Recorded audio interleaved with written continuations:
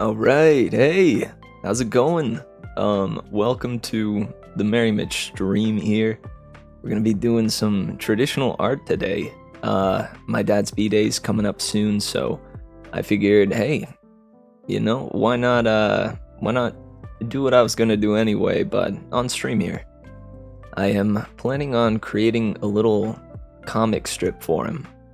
I remember really loving comics like Calvin and Hobbes and Peanuts, the classics from back when I was younger. And even before, my time on this earth, my dad rather enjoyed those comics as well. So, and I remember anytime that he would doodle a little something, it would be in this very particular cartoonish art style. And so I thought to ask him today, because he's a very faithful man. I thought to ask him, hey, what's a Bible verse that has been really speaking to you recently? He sent that over my way, and that turned out to be this verse that talks about basically the world isn't gonna fill you up. If you keep munching down on what the world has to offer, it won't suffice. It won't satisfy. At least not completely and fully. So, I'm gonna try to take that verse there and turn it into a little comic. My idea for it was I'm gonna have a world-eating monster. Hear me out. A world-eating monster be snacking on, literally just snacking on Earth. Or even just world after world, and he isn't satisfied. He keeps chomping down, but he's still hungry. And meanwhile, in every panel, there's gonna be this little cross popsicle, basically. And the cross popsicle is gonna be there the whole time without this world-eating monster noticing it until the last panel, when just his two eyes, look over to the popsicle. Give it a shot. So I'm going to be trying to create that today. I have a few references up on my screen there, and I think it's gonna be a pretty simple comic because I don't want to get too terribly in-depth with it, for the sake of time and such, but I do still want it to be, quite professional and such. So we're going to start with just the outline of where the boxes are going to go.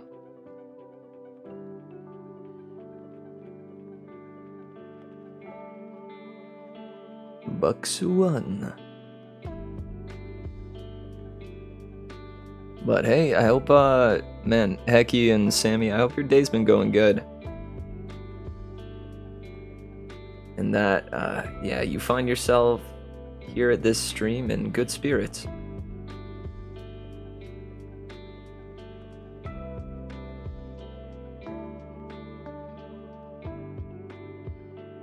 Oh, the talented Merry Mitch. It is true, I am a man who wears many hats.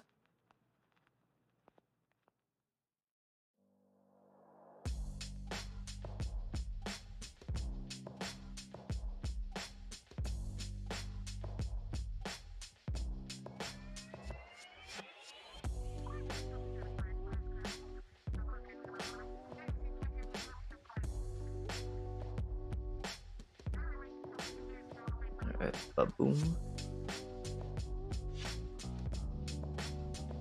Bada bang. Alright, we got our little rectangle there. It's real light at the moment, but that's how it's gonna be. And I want to split this into thirds, basically. See if we can do that here.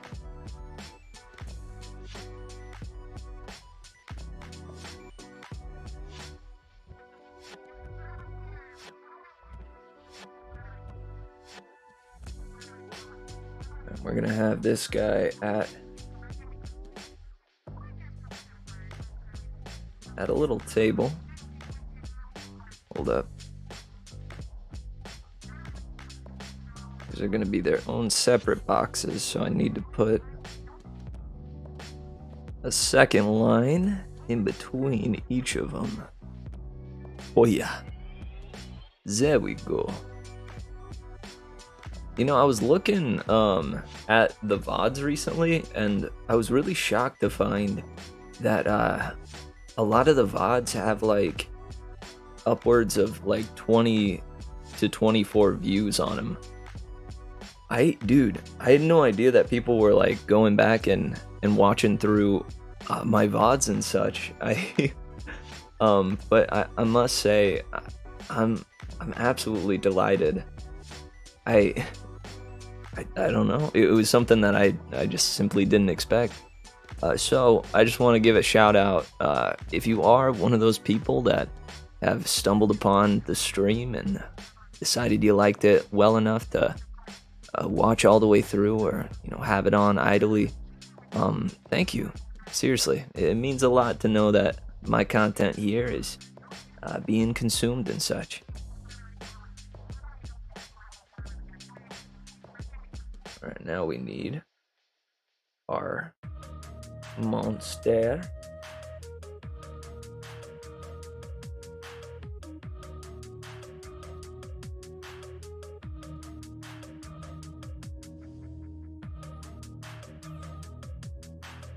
Try to not be too picky here on the initial sketch.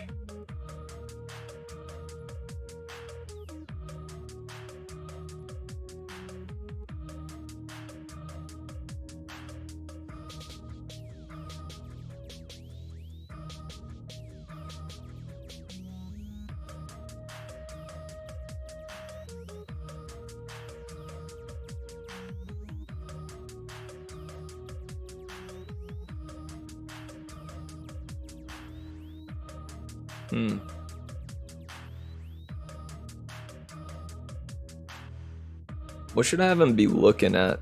I was considering, the idea of like, why is this world-eating monster distracted? And so he's gonna be like holding something out as though like he was reading something on his phone, or looking at some odd thing. Perhaps we make it a phone, but like a phone in quotations. If anybody out there watches Dimension 20, they use crystals as a replacement for phones, due to Fantasy High being set in like a fantasy realm, but still kind of being modernized because of what magic has been able to accomplish. But essentially, this guy is going to be holding a little phone.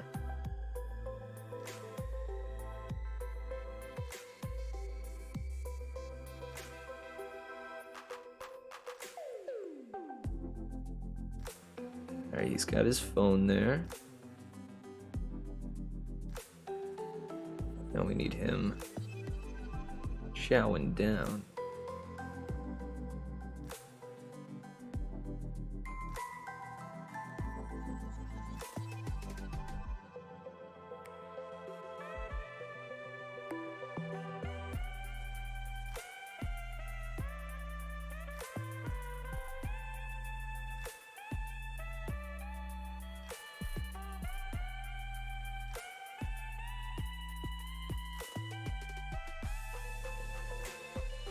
And to make him a space monster, I think I'm just gonna have him be like, yeah, essentially still humanoid, but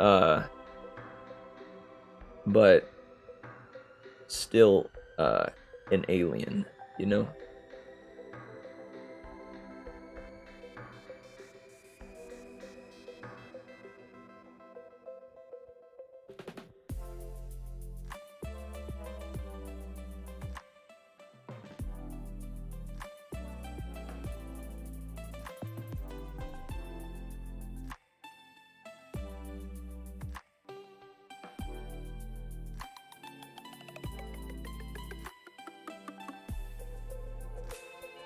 Oh, the head is not nearly angled enough. Oops. Make sure we have line of sight here.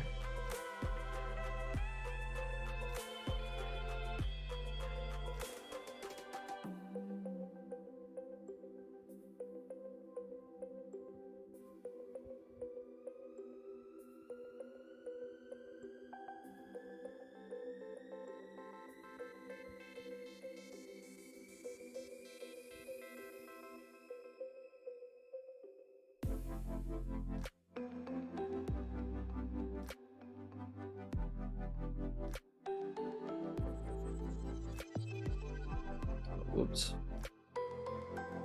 This goes into the nose. And then up and around.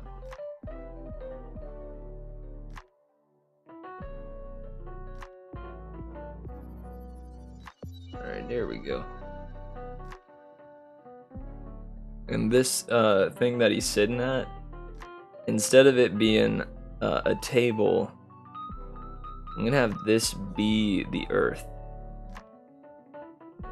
He's got a fork that's gonna have a bit of the earth on it.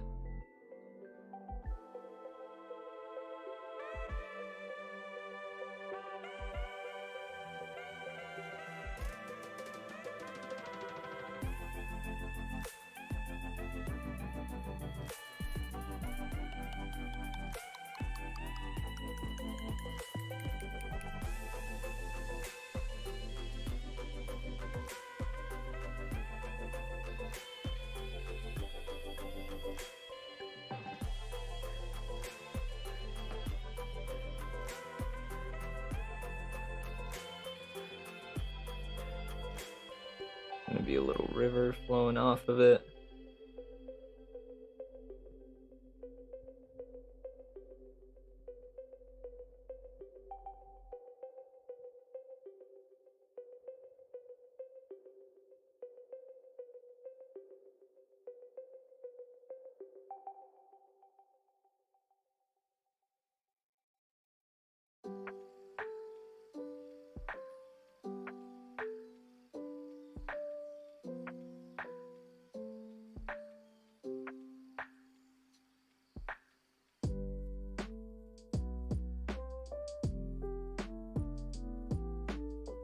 And up above him will be a little sun in the midst of the stars. Oh, do I prefer drawing physically or digitally? I would say definitely physically, but that's mainly just because that's what I have more experience with. Plus, I don't know, there's something satisfying about the textile nature, you know? Like when you finish a project on Photoshop or Fire Alpaca, whatever you use, it's a nice feeling to, you know, export the project and then have the file in your folders. But, you know, you can tell by the way I just said that how I feel about, yeah, completing that kind of project. It still gives me satisfaction, but there's still part of me that knows that it's only in the digital space, you know? And that's just when it comes to like art. And don't get me wrong, I still absolutely think digital art is amazing, and the things that are flipping that people are able to achieve through digital art is magnificent, honestly. But personally, you know, I do the textile thing. Let's see, we need to make this character here more alien-y. So instead of an ear, actually,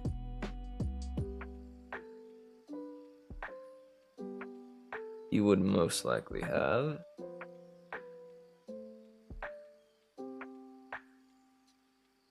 little antenna.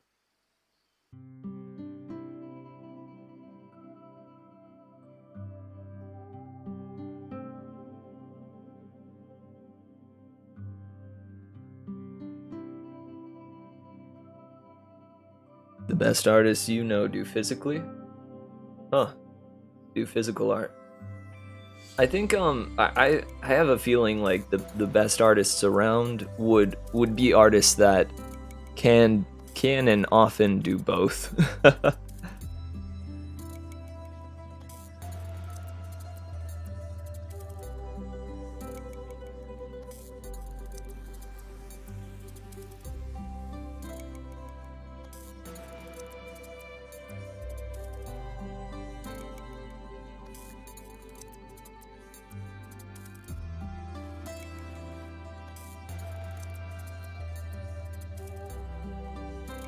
There we go. Give him some razor sharp teeth. I think I'm just gonna put like a gem in his head.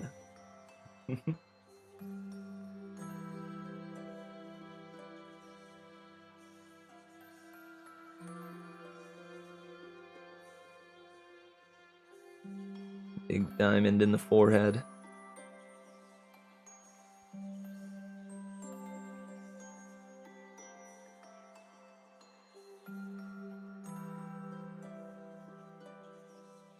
This is gonna be very classic, stereotypical alien.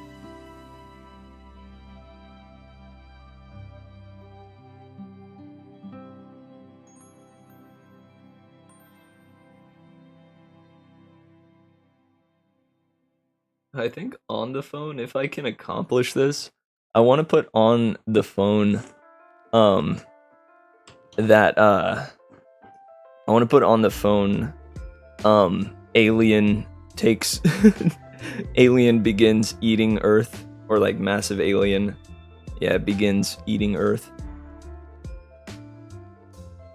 And hold up, let me see if I can show this to you guys a little more clearly. Actually, the light may just be up too high.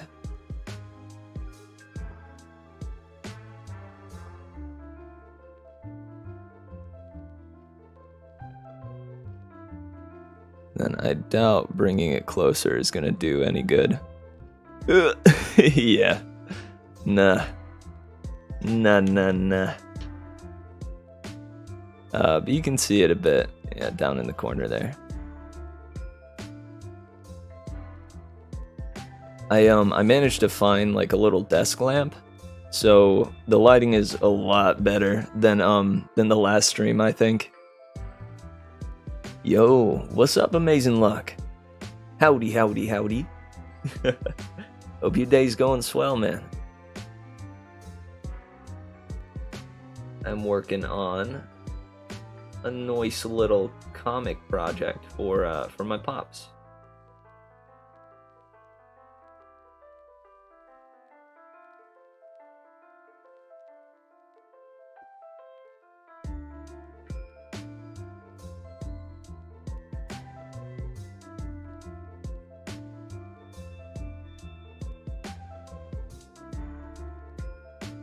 We're gonna make it so that the chunk was taken out of this continent here.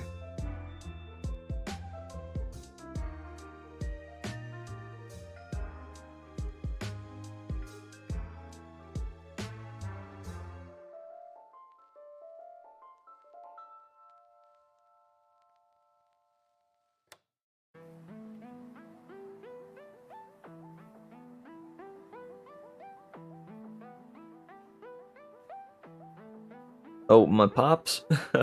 Sorry, that's just another way to say father. Or dad. Or papa. Padre.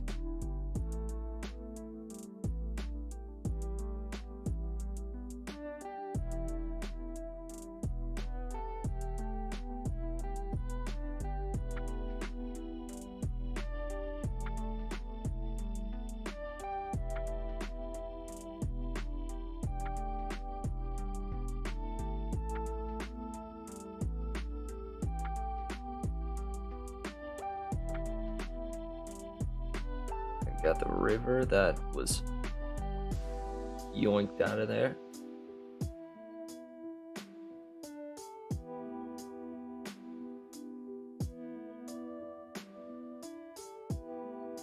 Give these continents a little more dimension. At least a smidgen more.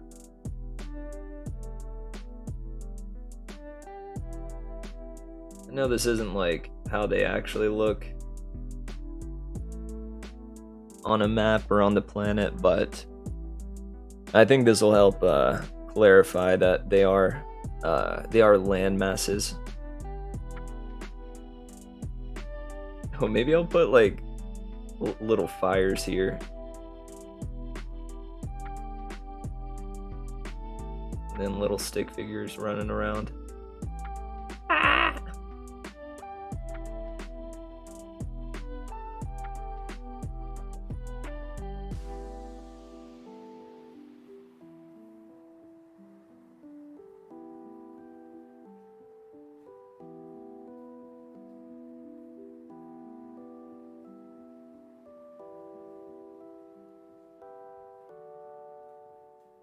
Yeah, I know. It'll become a lot clearer once I start making the lines bolder and such. But I appreciate you hanging in there until we get to that point.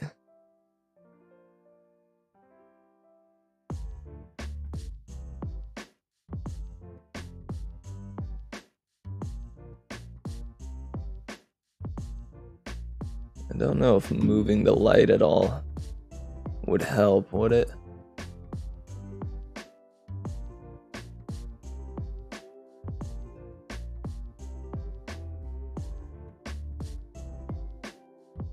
Meanwhile, I'ma not be able to write a word. Anyone? Wait, anyone? Because me can read? I definitely didn't understand that one.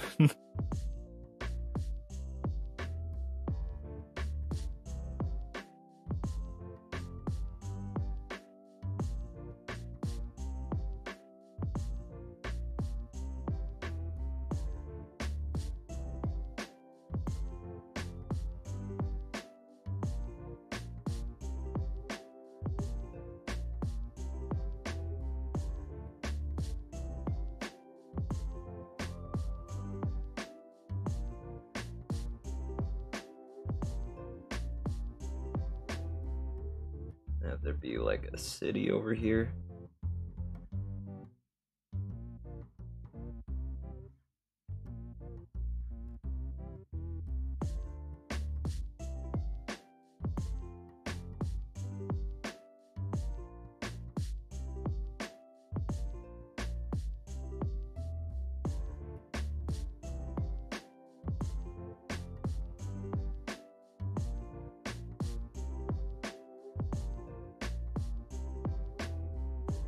Oh, maybe there's like a missile that's being fired.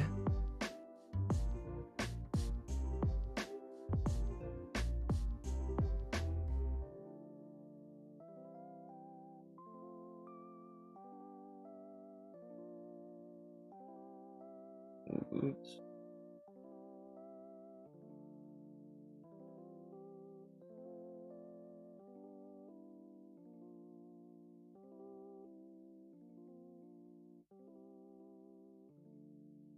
And it looks like a fish. Whoops.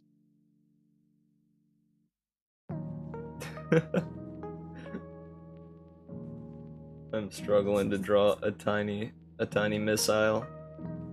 without it looking vaguely wing-like. I bet I did. Amazing Gluck.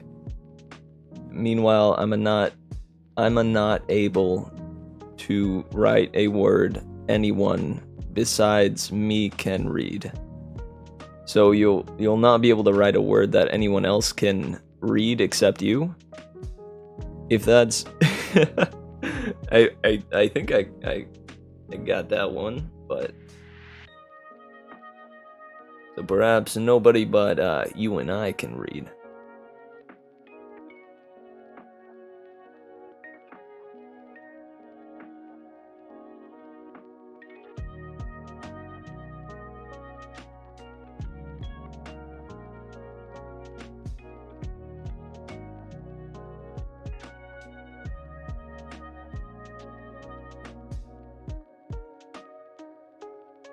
Oh, what's the overall drawing gonna be? I explained it at the start, but I'd be happy to explain again.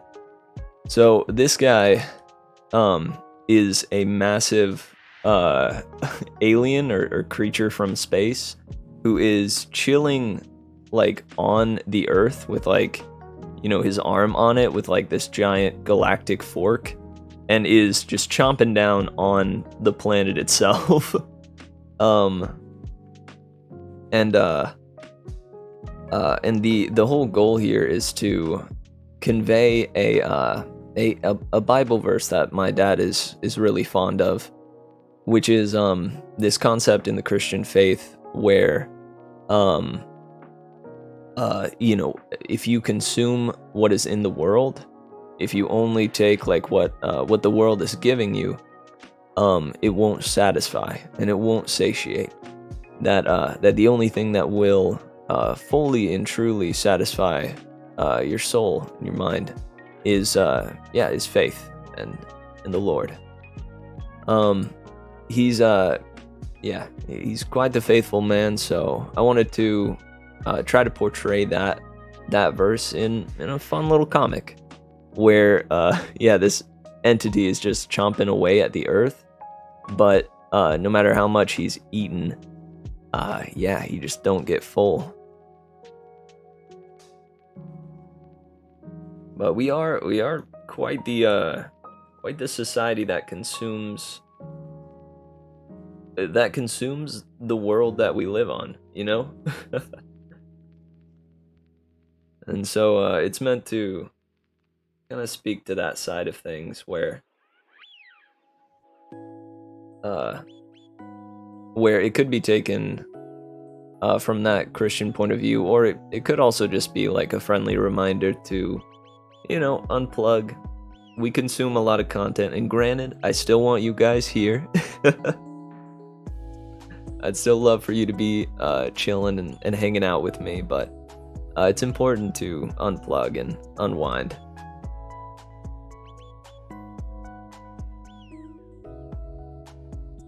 Alright, let's see here. Got that mountain. I'm pretty satisfied with that panel. I'm gonna put a little munch up here.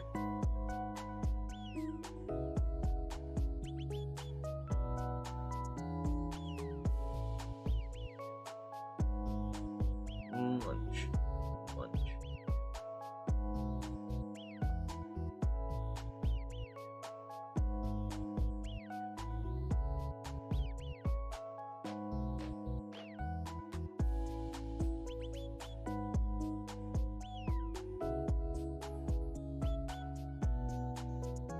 And let's see the next panel.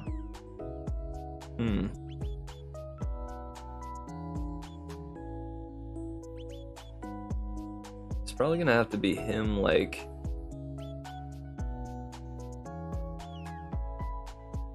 either sticking his tongue out or just still being like super famished. Like he opens his arms out to the sides and like you see his stomach and it's just full on grumbly waves.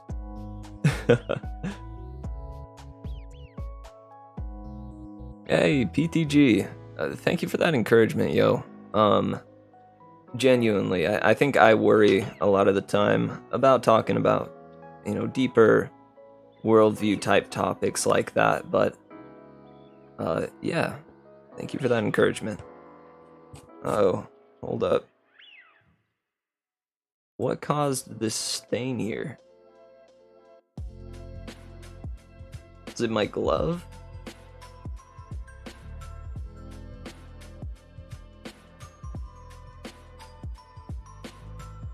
No, seriously, where did that stain come from? I know it's not visible on the stream, but there is a really nasty stain right there.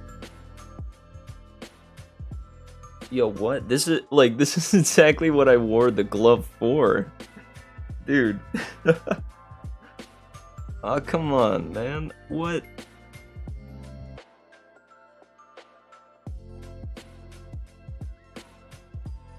Dude, that's not cool. Well, I guess this is just gonna be the rough draft after all. Alright, if that's the case, I won't have to worry too much about, yeah, don't worry about, the small stuff here.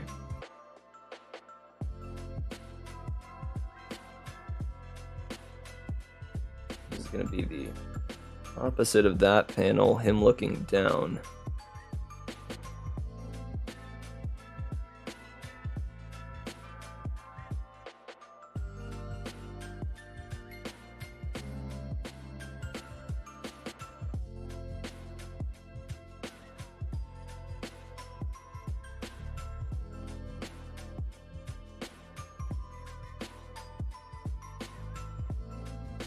Him going, what?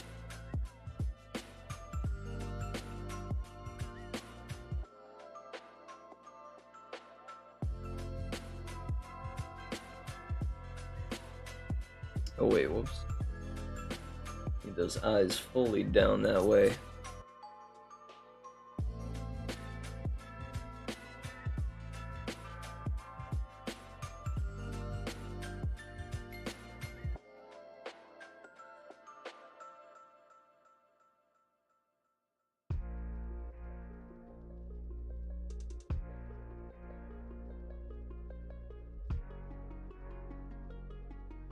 Oh yo, got some Donkey Kong.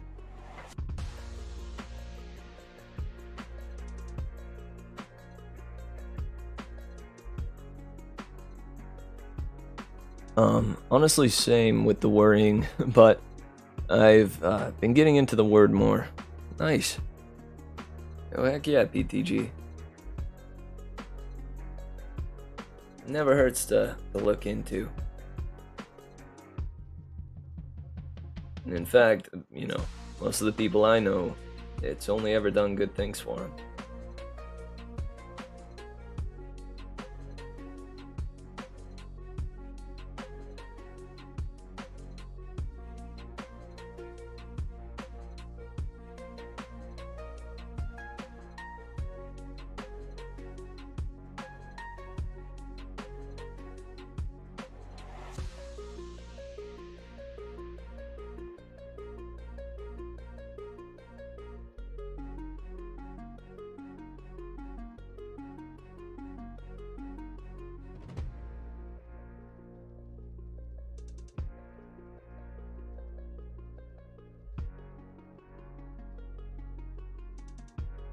How do you do, I'm gonna look up a reference for a stomach gurgle.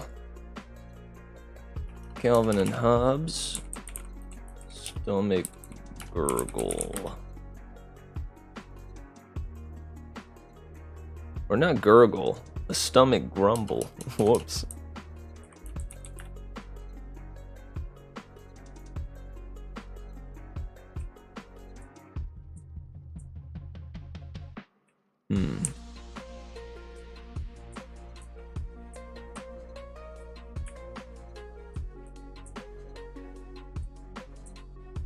Yeah, I'm getting a lot of the same ones.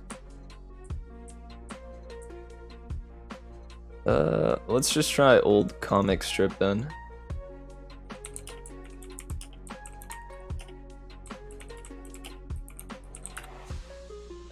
comic strip, Stomach Gurgle.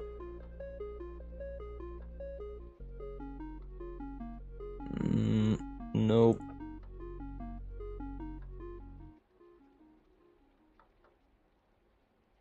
Oh, I like that actually. Okay. I'm gonna go with that way.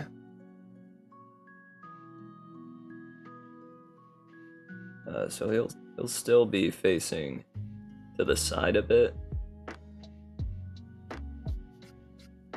as he was before. But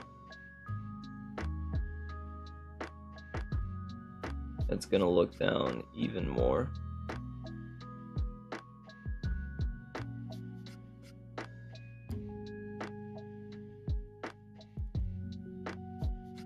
Have some wide eyes.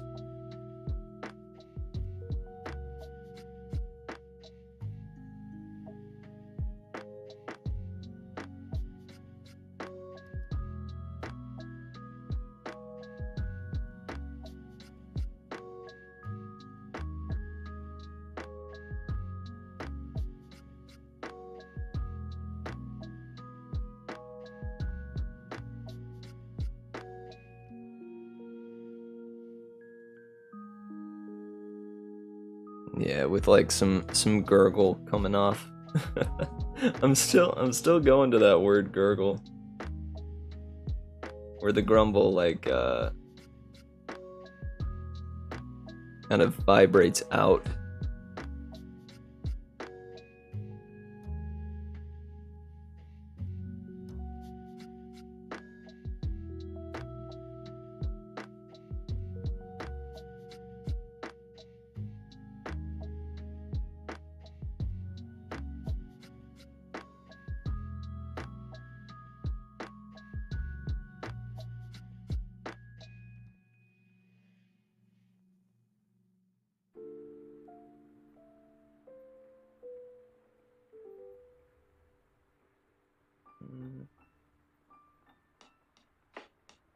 Oh, it's on the other side now.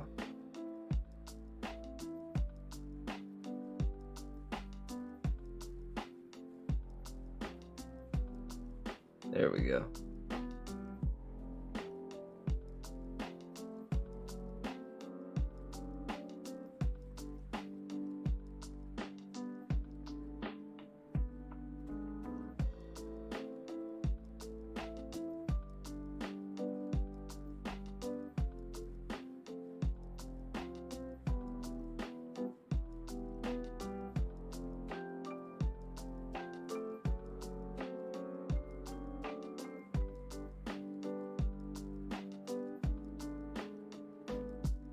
Do a big old frowny face here.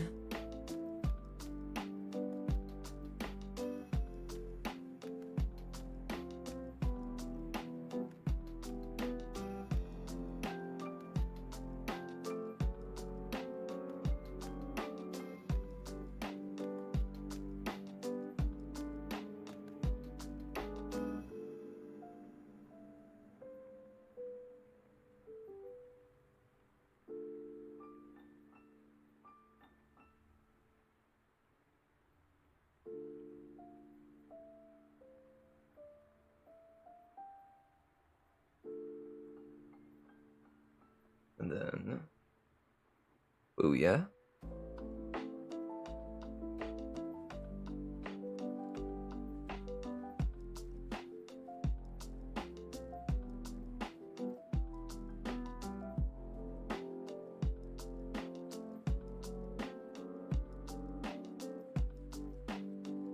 Give him his little cuffs.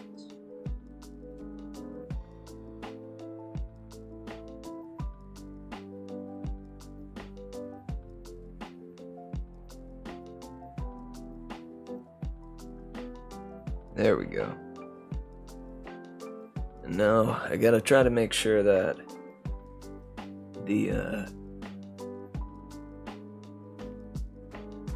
the world on the other panel matches this one.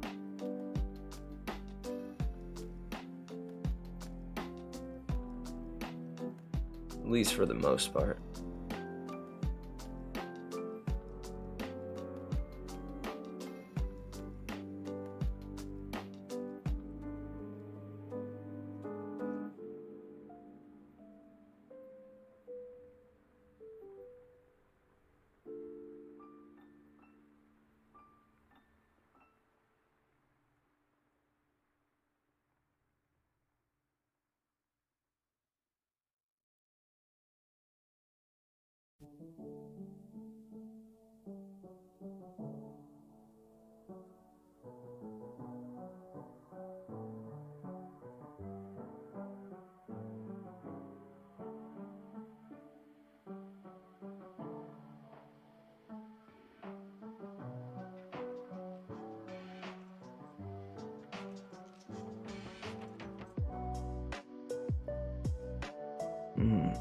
Oh, I forgot his diamond.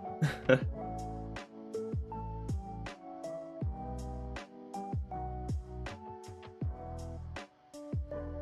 diamond in his noggin. I had forgotten it.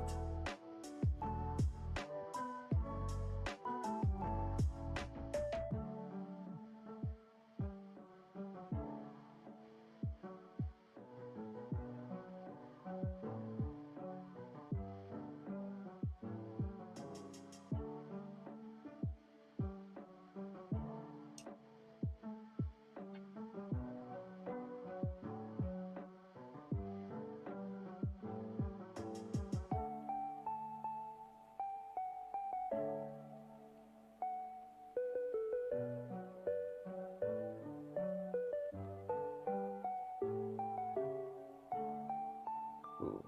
Oh, dude. Okay, I was struggling to figure out what to do with the final panel, but I think I got it now.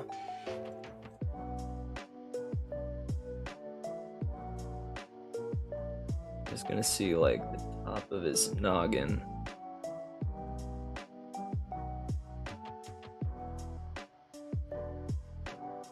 As he is looking up.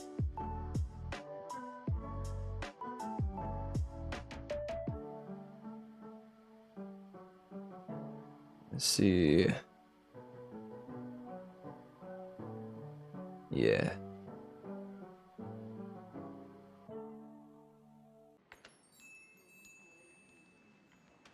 Do a big triangle mouth.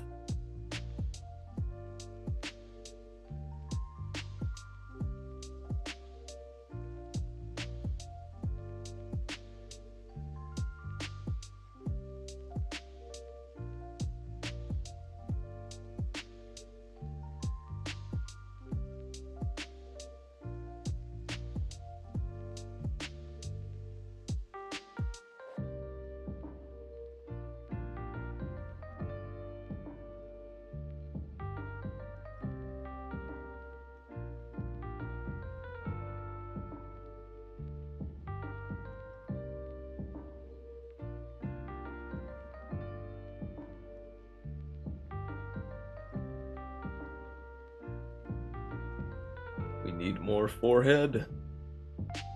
More alien forehead.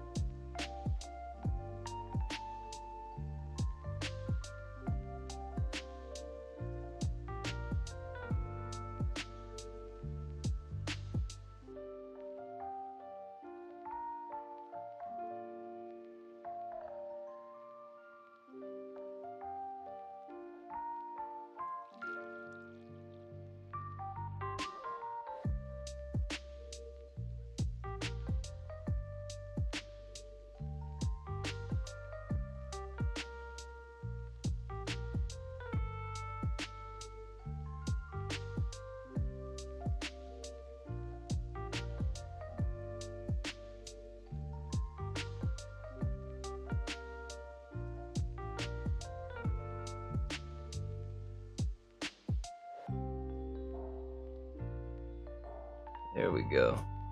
Oh, he's got those eyes that are like all sparkly and junk. Like, oh, yeah, finally.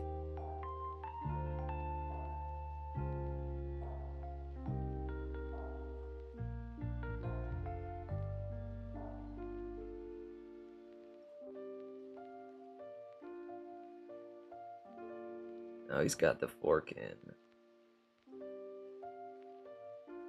this hand.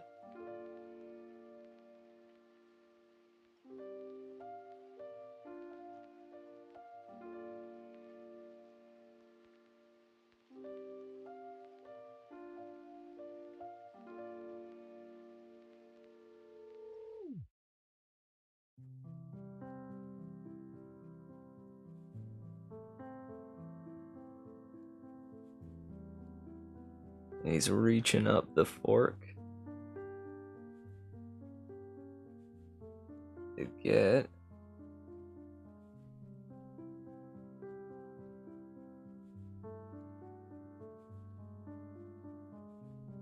a bite of them heavens.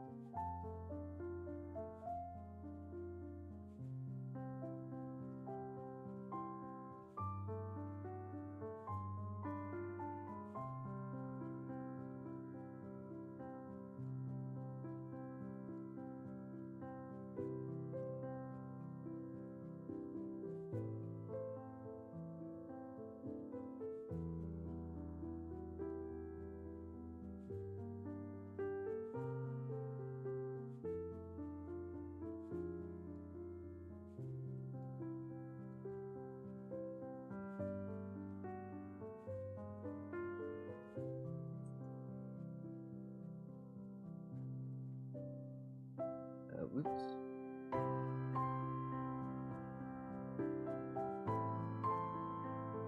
Yo, I'm gonna even have this cross be coming out of like this side of the comic.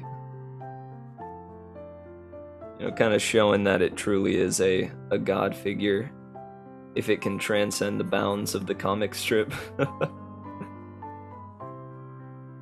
wound up working out kind of well.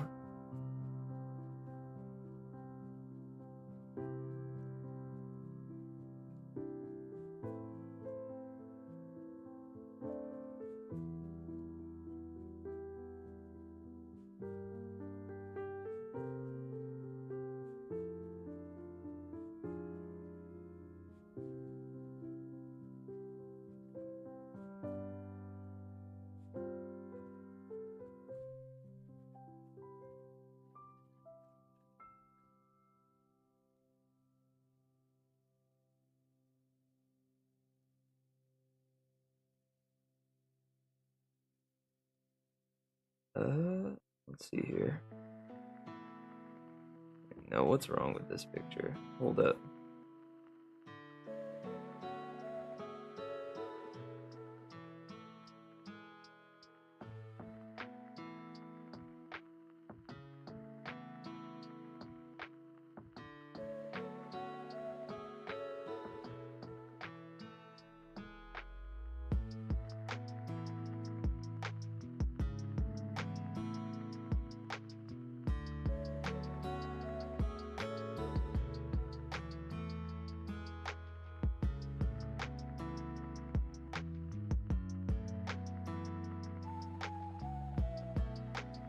And this is like a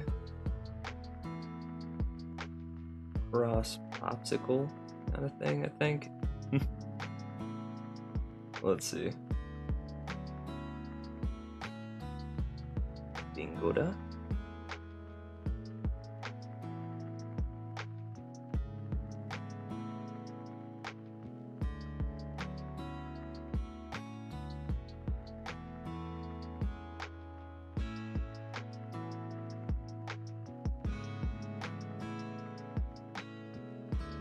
Oh, duh. That's what looked wrong about it. There we go. Nice.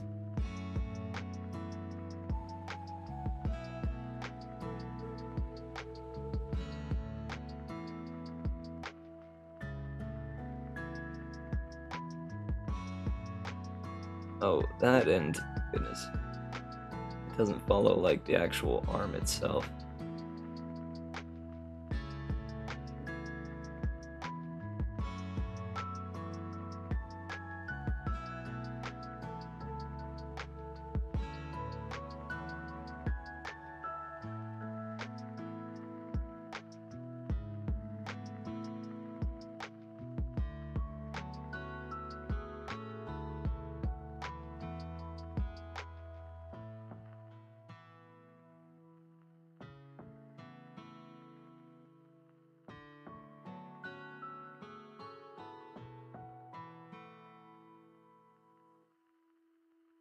There we go.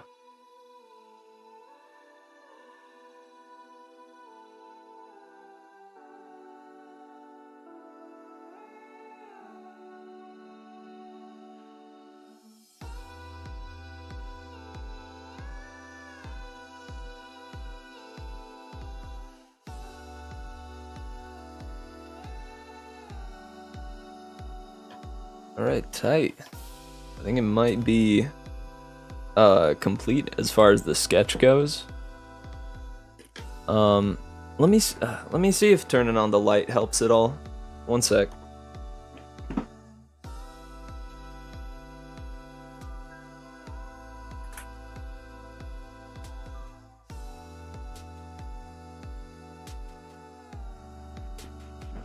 Did that help or make it worse? Hard to say. Hard to say. Last time around I switched it over. Whoa, hello. How's it going? I switched it over to here. And plopped it down like so. That ended up working kind of well. Let me turn off that light. Bring this one up a notch.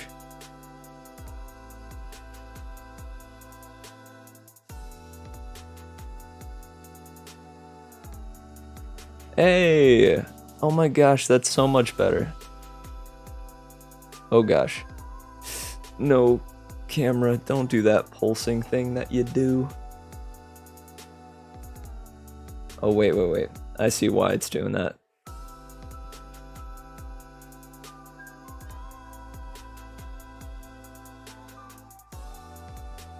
It had something in the foreground, just barely. But yeah, let me... Wait, no. I need to turn it this way. Oh gosh. Come on, camera, you have one thing to focus on. Camera, what? What is happening, camera? Okay, there we go.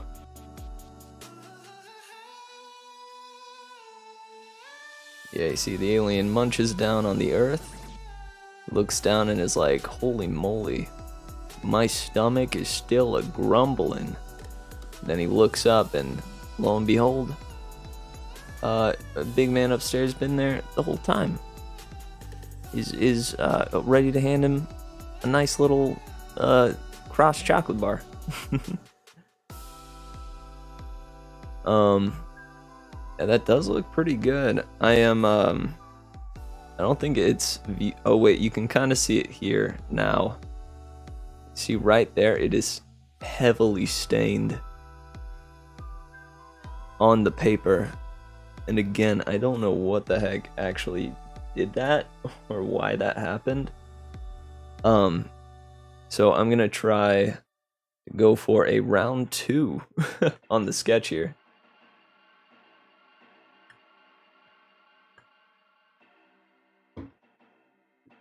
Let me grab another piece of paper.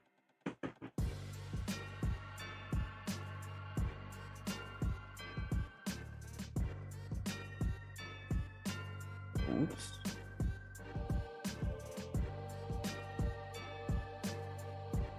Oh man. And it does kind of suck that the paper that I'm using is not not the cheap kind. But hey, that's alright. I will do what I gotta do.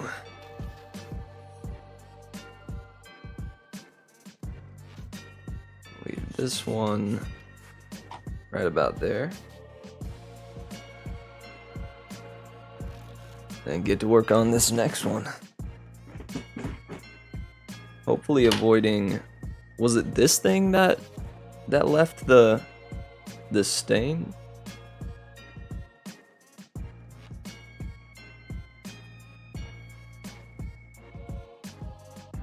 Doesn't look like it, but just in case skis, I'm gonna use this here how to train or how to twist a dragon's tail book to do the outline.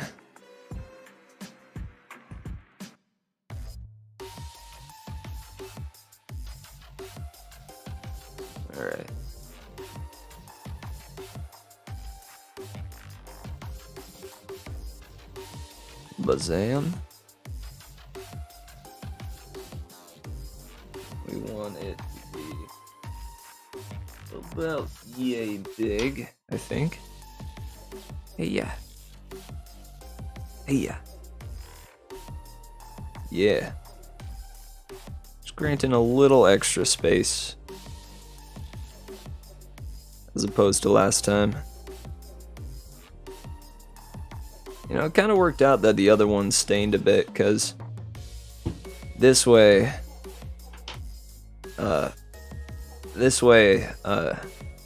I got the chance to sketch out the concept first. And then now this next one ought to come out even better. Oh, look at that. Beautiful rectangle.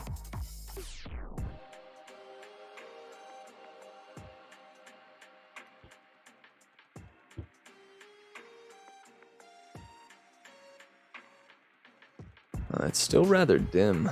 Wonder what's up with that.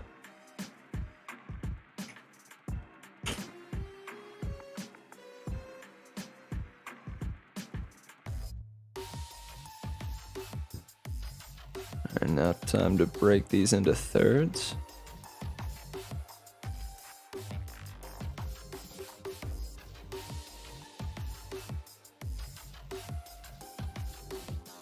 Yeah.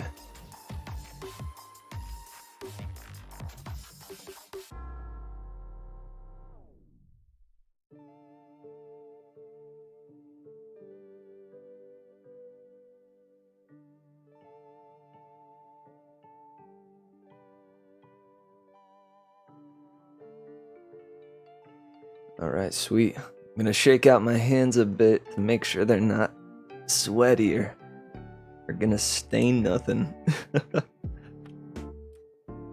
But usually if it does stain something, like it's just a sweat stain, right? Shouldn't be flipping yellow. Alright, good deal. Let's get these onto here.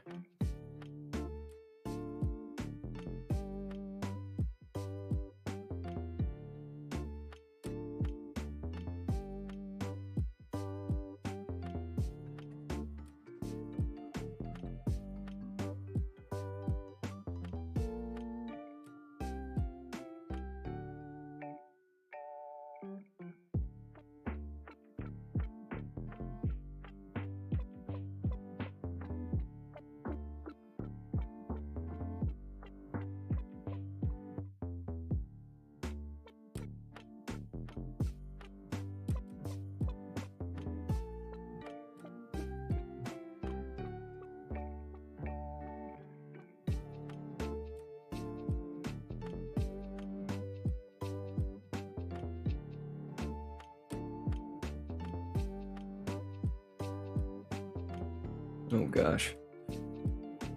These panels are a little bit thinner.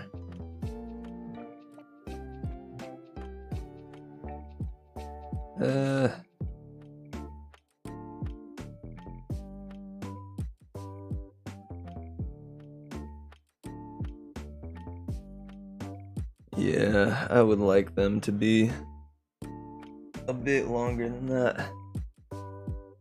Or a bit bigger. Yo, so I had like a flashback today to riding my bike to elementary school, believe it or not. Yeah, I like flashed back to way back then. Because I remember riding down that way, and to get to school, there was this massive hill that we would ride down every time to get there. And man, it would always be a blast because it was a massive hill. And you know, we would just ride on down it, no holds barred.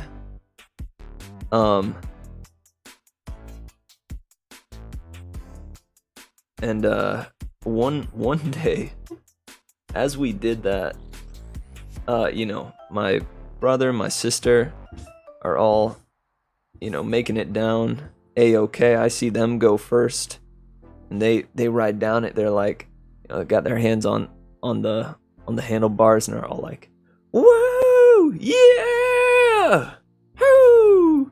And I'm like, "Shoot, that's a dang good time right there. I need to do that too."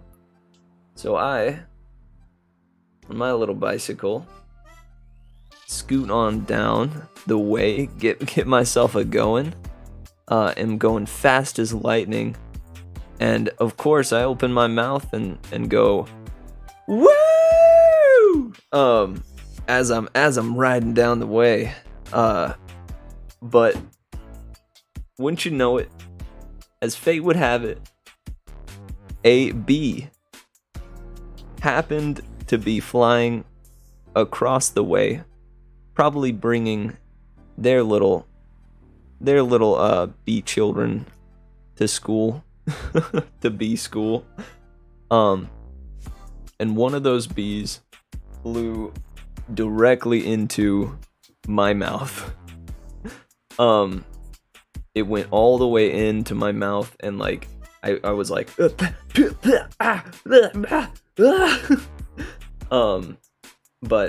it was too late when I actually spat out the bee. The damage had already been done. I had been stung. And it stung like right in my inner lower lip. So that lower lip just like swelled to high heaven. But anyhow, I flashed back to it today because out on my run, towards the last leg of the run, the same thing almost happened.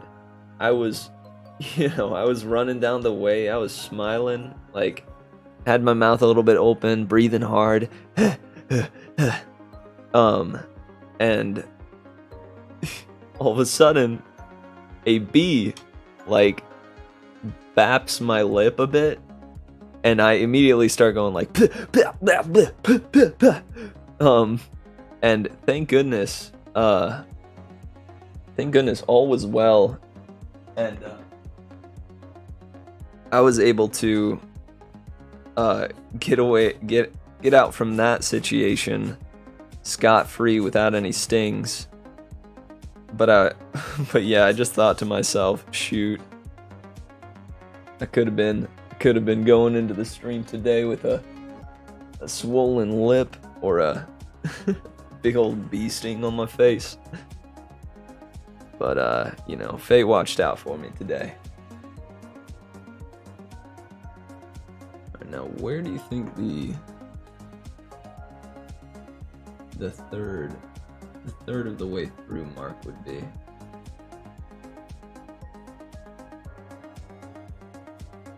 Maybe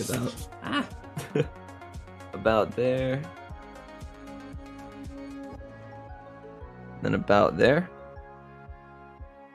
Yeah, that looks pretty good.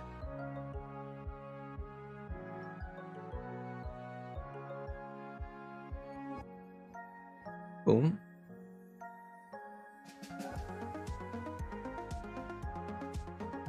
And boom. Oh, this song is getting me thinking about Eastward. As we're just kind of chilling and sitting here, I was thinking about a third D&D campaign that I might be running in the near future. And I thought about it, and I was like, all right, should it start with an escape? Should it start with I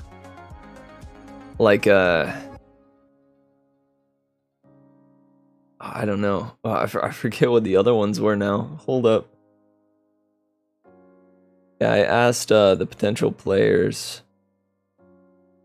Yeah, would you want to focus on escape, mystery, espionage or treasure hunting. Because I had some idea for each one of those. Um, Also, hold up. Have you ever sold your art before? I think once. Let me see.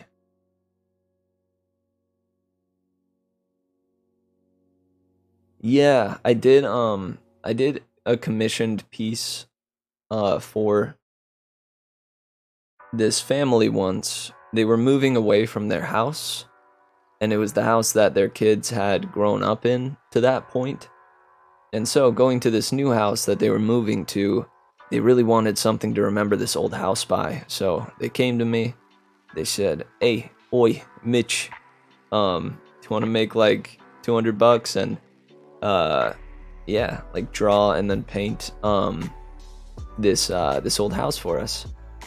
And so I said, yeah, heck yeah, I'd be down to do that. And so yeah, that one went to them. And then I've certainly given away a lot of art. Like not sold the art, but just given it away as like birthday gifts or Christmas gifts. Anything like that.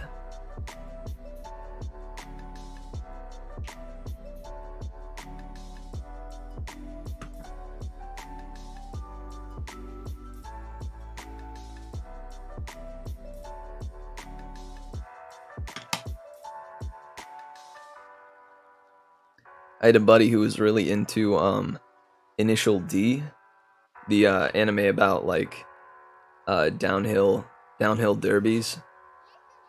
Um and so I drew him, like I drew a page from the Initial D manga, but I replaced the Initial D main character with my friend in a little bit of an anime style, but his same hairdo and an outfit and general look.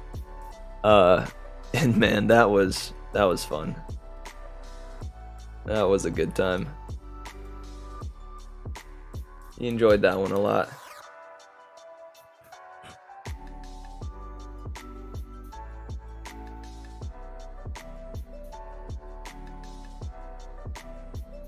Now let's do the globe.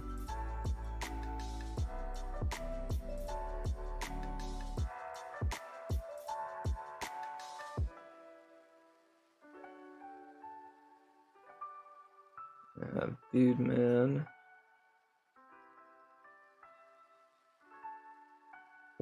Holding his fork.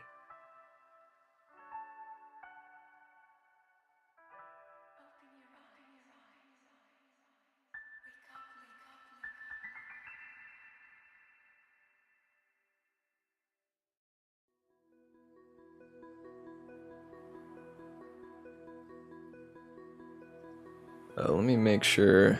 I'm gonna go back and look at the reference.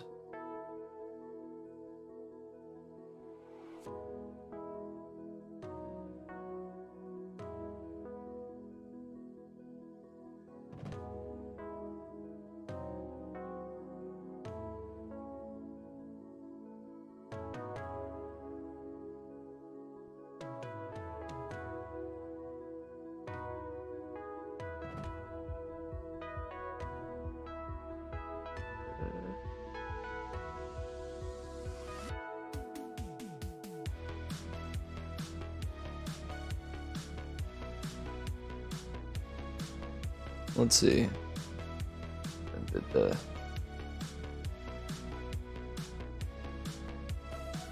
Oh, that's where the. Okay, hold up.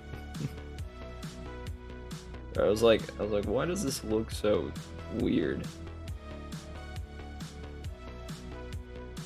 It's because the line should not be so far into the hand.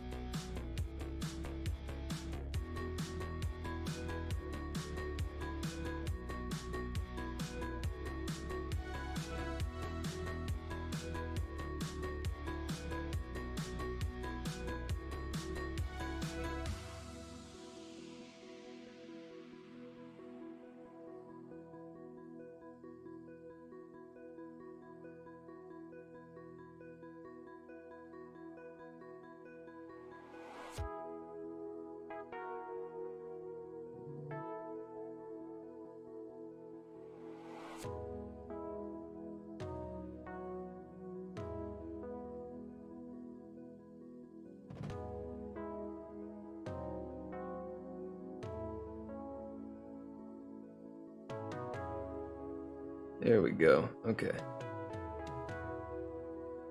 I'm trying not to add too much detail though. This is a this is only a comic. Gotta remind myself of that. He's holding out with his other hand.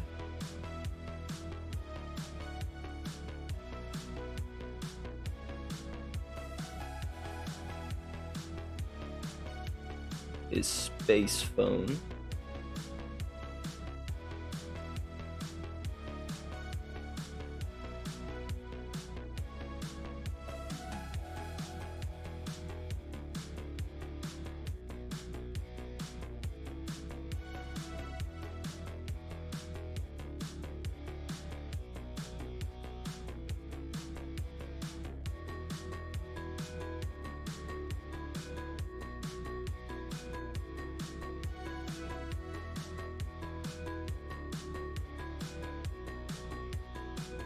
There we go. And let's get his eyeballs. Or his head shape first, sorry.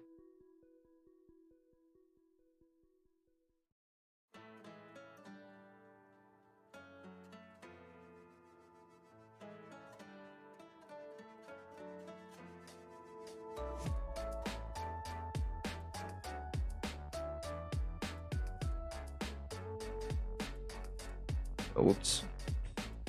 Slightly angled wrong on that there eye.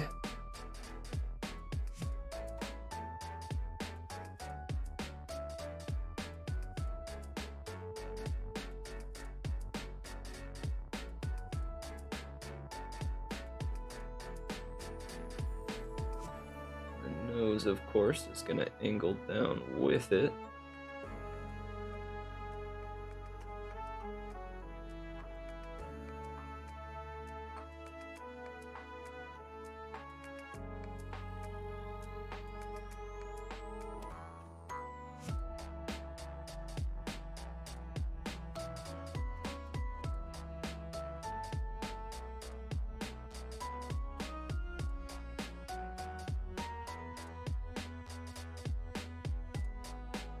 Gotta move the big cheek over.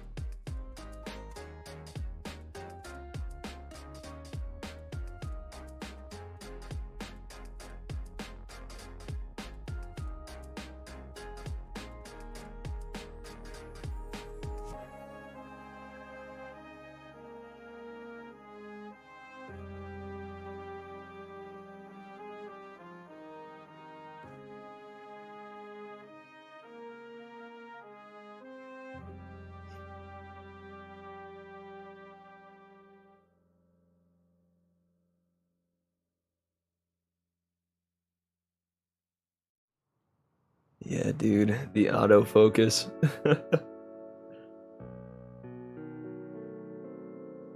It can be a rough thing. But I'm glad it looks as though I finally found a setup that, for the most part, works pretty well here.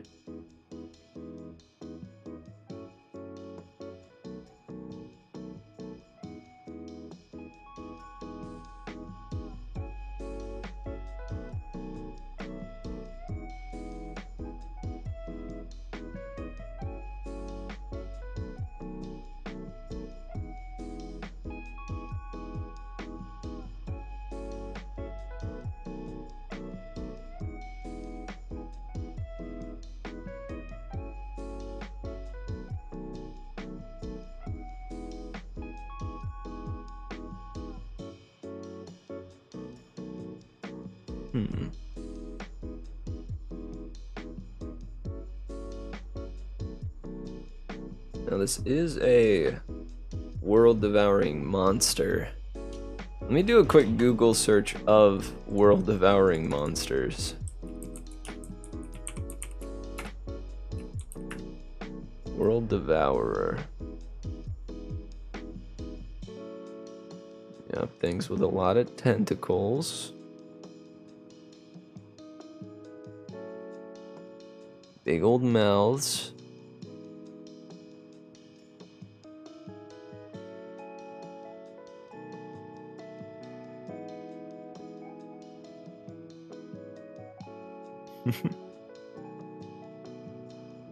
Well, that's actually pretty good. You see, that guy already exists though, so I would need a slightly different look to it. But still, that's pretty good.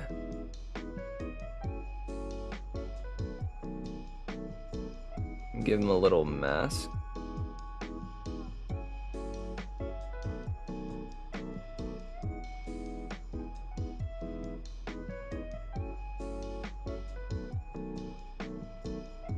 And that same diamond.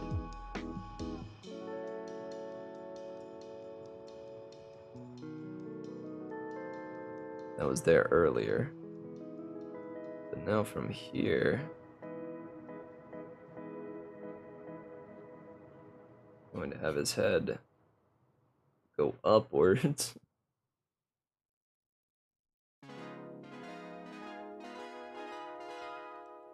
And kind of square off at the top.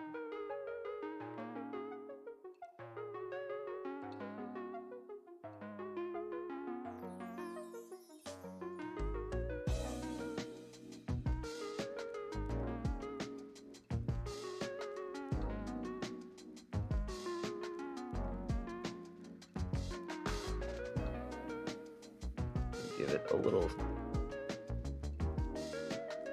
doohickey up there.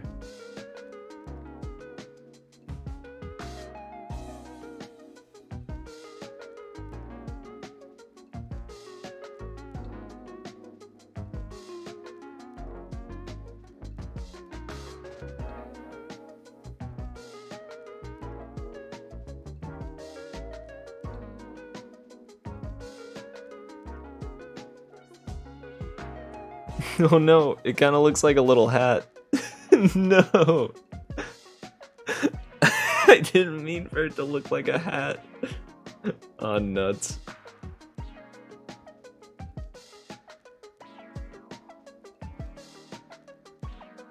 I need this to be the helmet of a world devourer.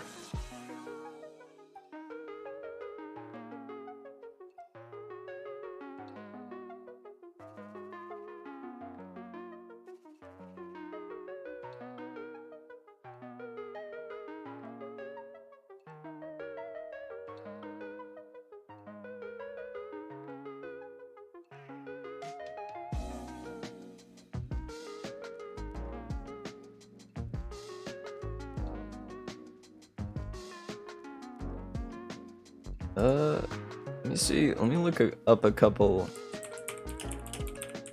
What was the Calvin and Hobbes space thing?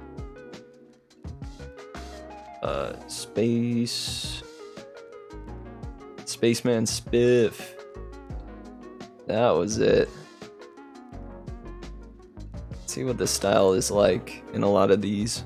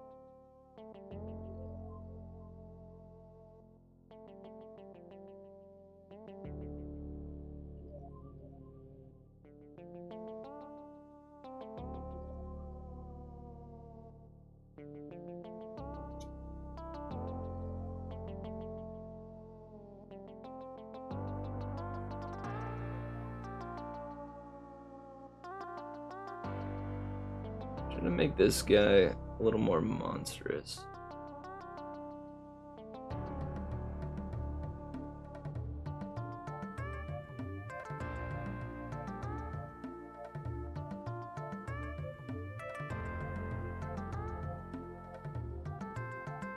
There we go.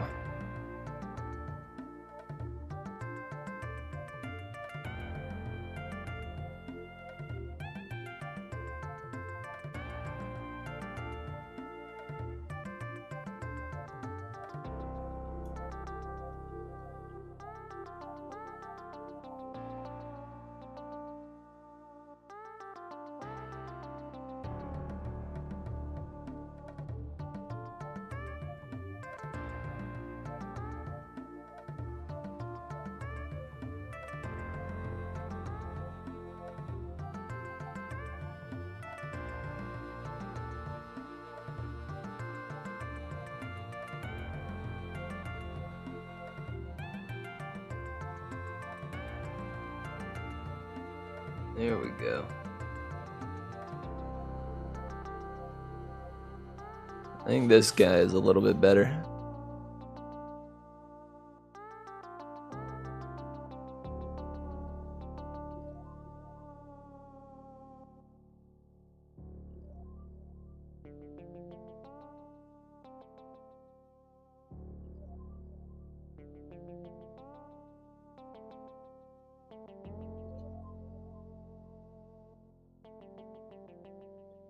Dang it.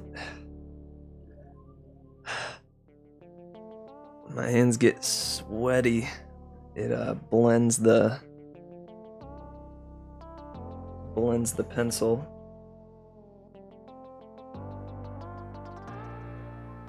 Trying to keep I kept my fan like slightly on, but don't want it to mess up the audio too much.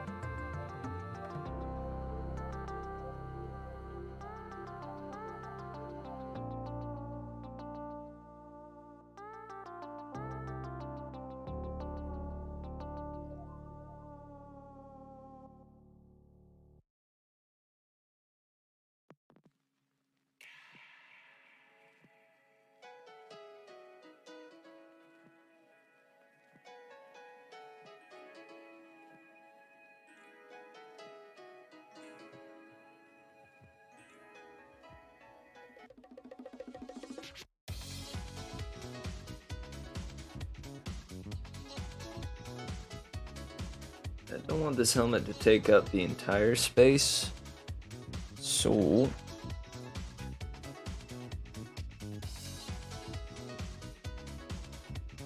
I'm gonna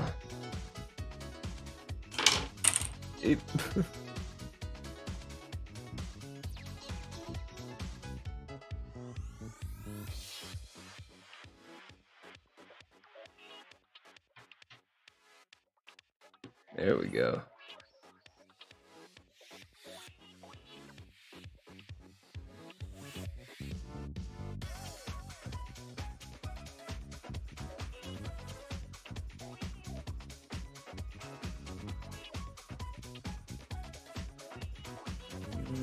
Nope, don't like that.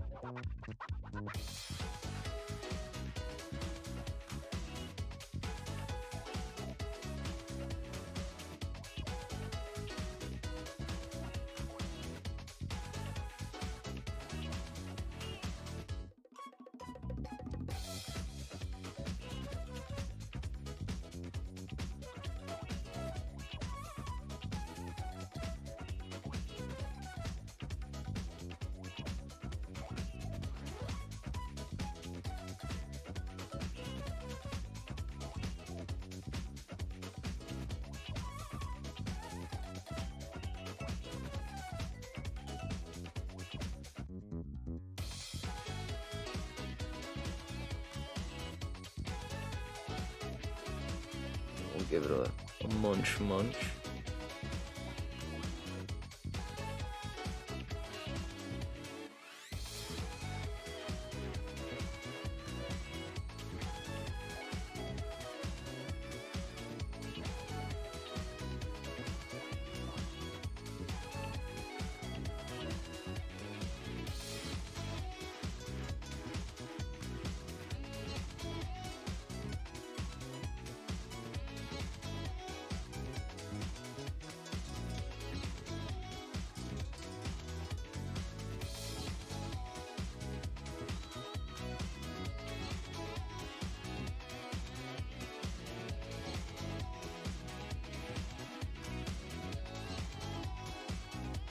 Alright, now on to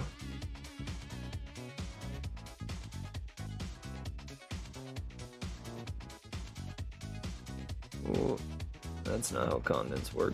Hold up.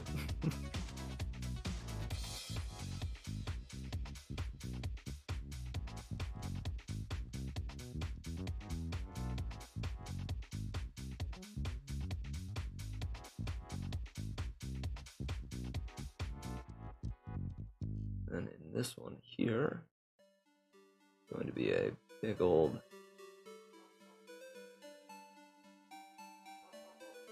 missing chunk.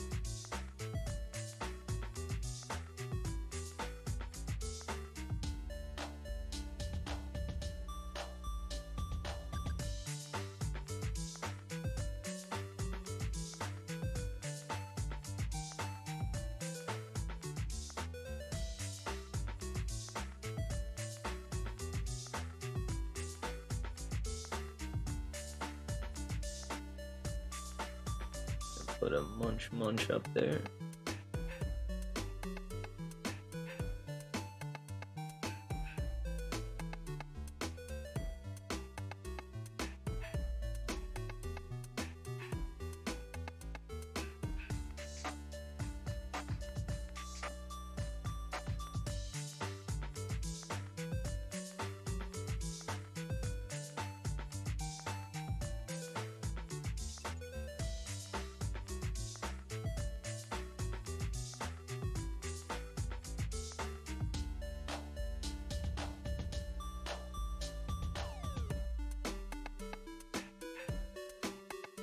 Then on the next panel,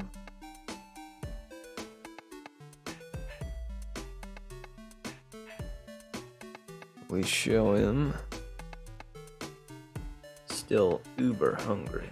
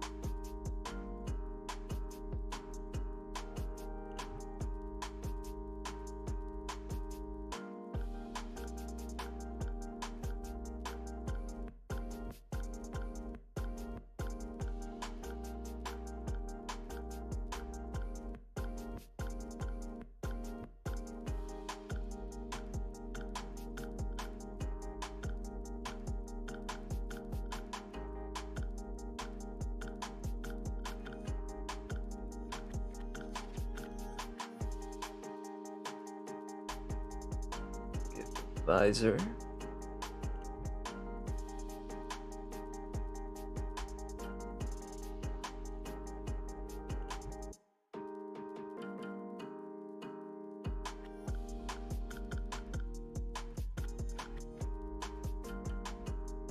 He's got worried eyes in the visor now. Nice.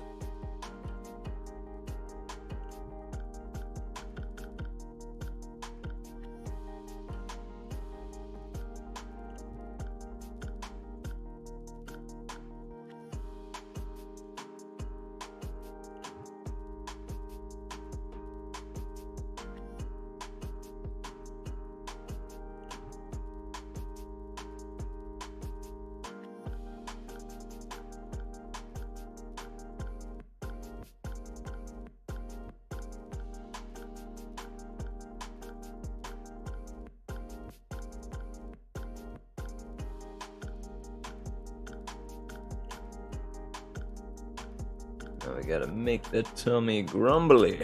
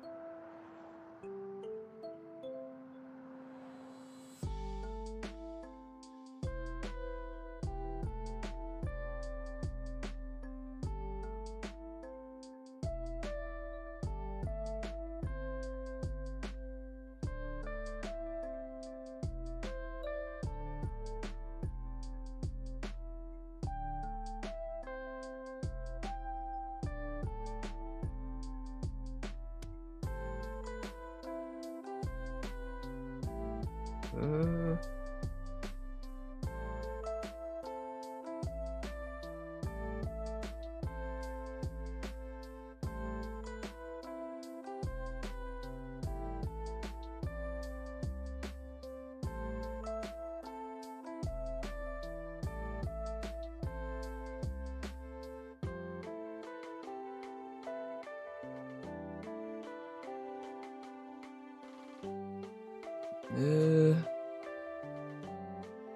Hold up. This hand is not right. I'm holding something down. Oh, I see.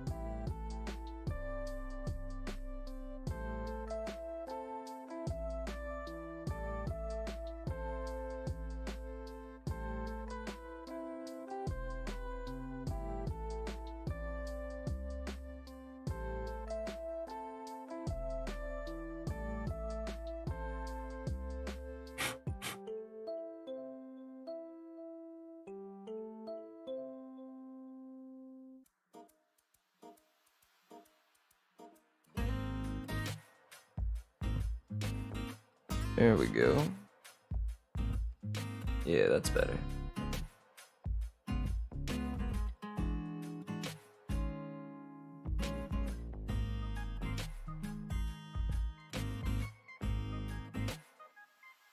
Get the rest of his suit elements.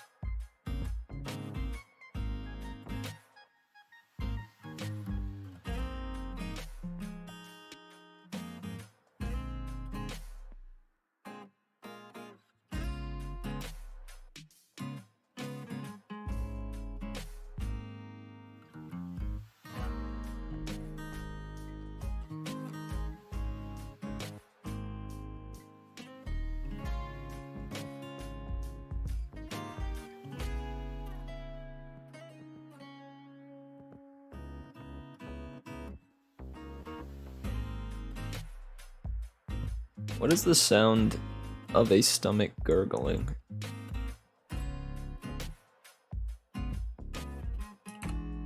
Isn't that an onomatopoeia?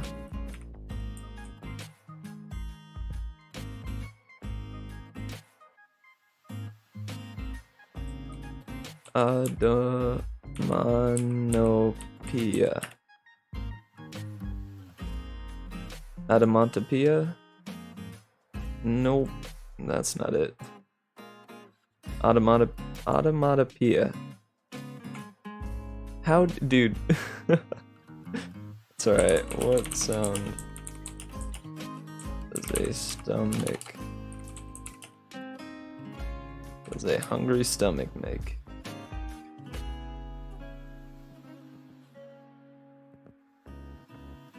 Word Borborygmus. What? Borborygmus. The following article is from Kids Health. Word. Borborygmus. Borborygmus. Borborygmus. Apparently that's the sound that a stomach makes.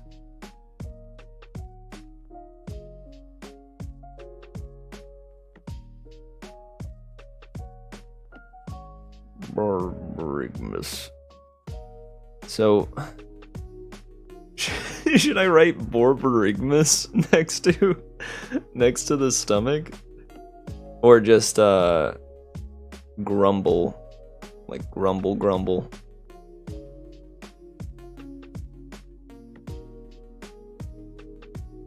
Probably just grumble, right?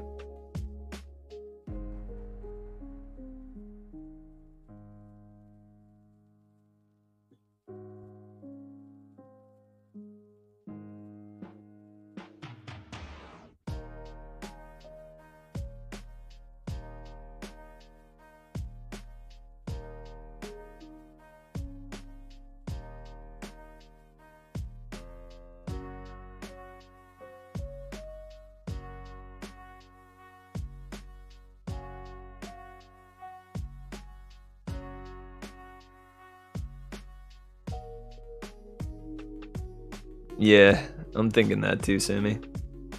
Just a solid grumble.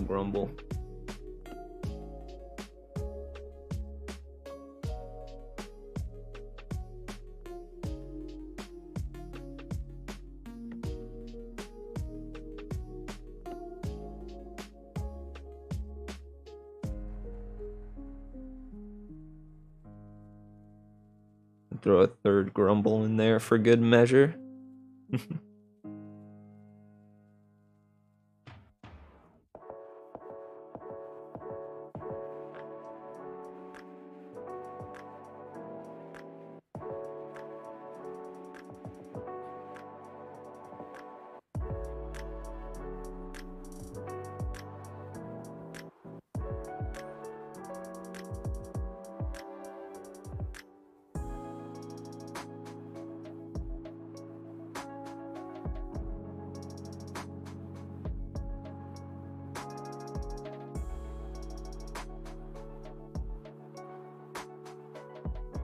Try to make the earth same as it was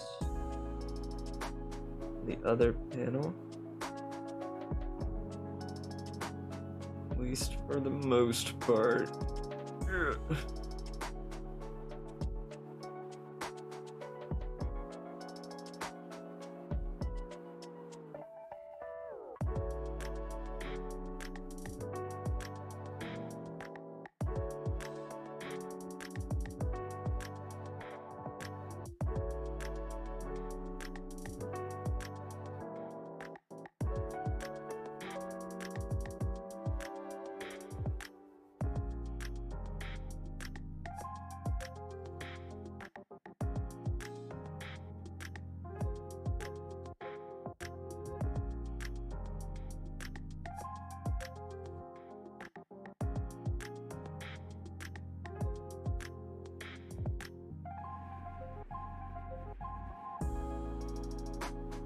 Alright, nice. Now for the final panel.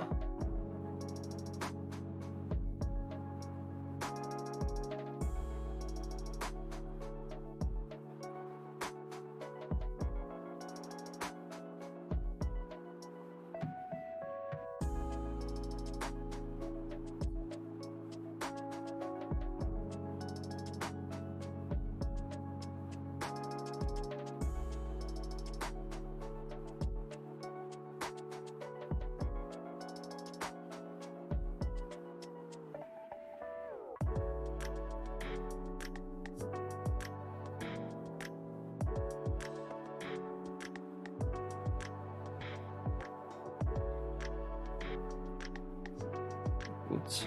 Alright. Let's see here.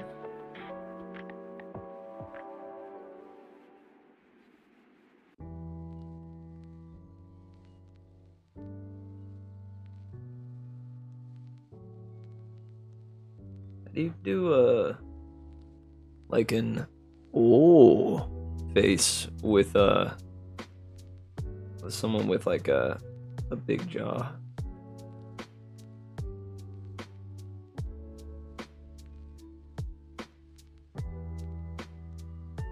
Oh, there we go.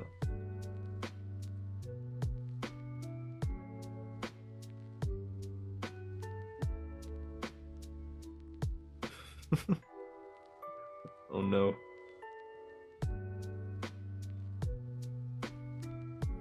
I'm just gonna give him a little smile.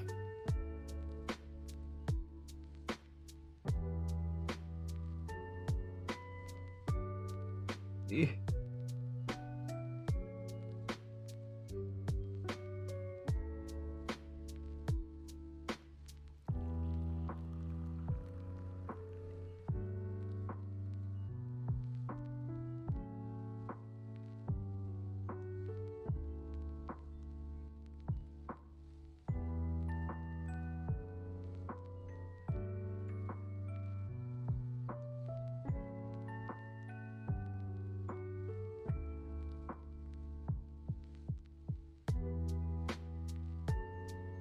Wait.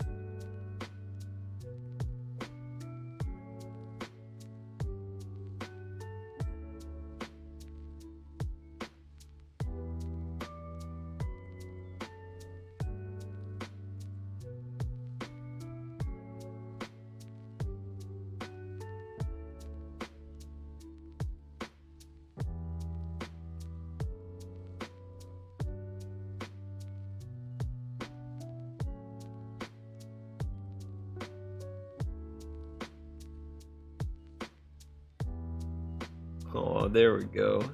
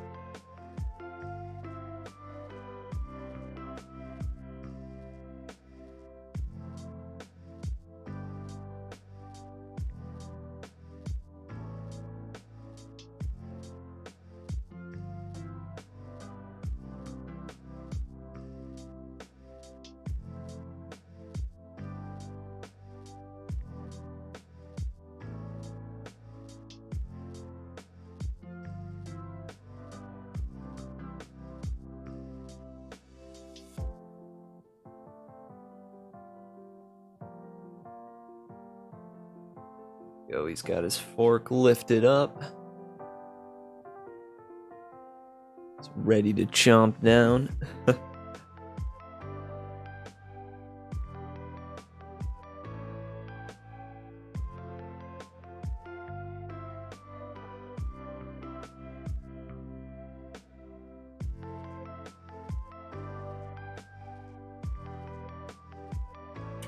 you think, shoot, do you think the sun could represent God in this instance?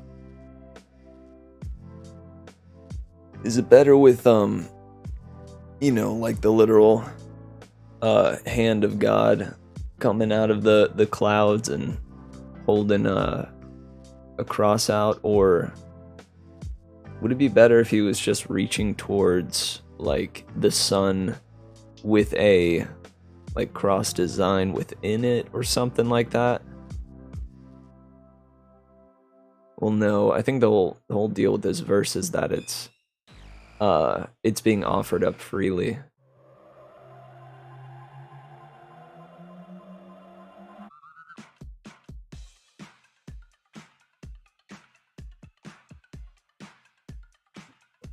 Yeah, I think I'm gonna stick with it.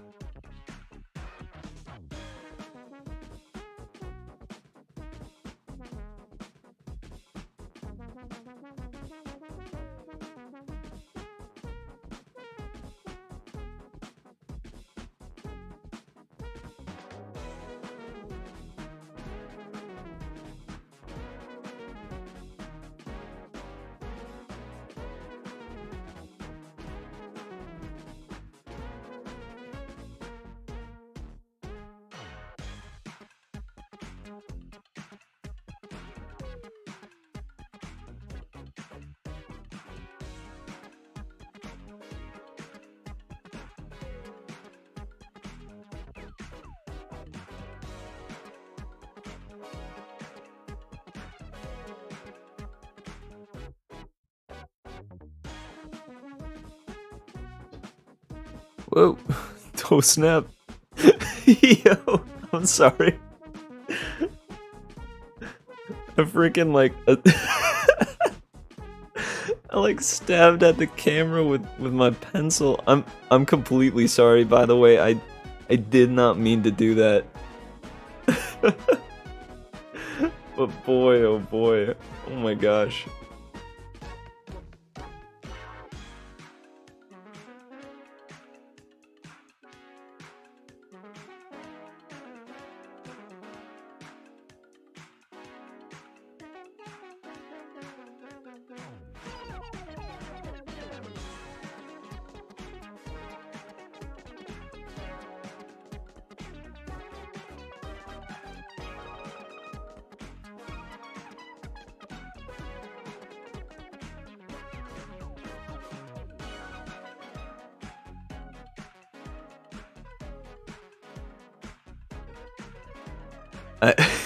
Sammy, I'm sorry, dude. I didn't mean it.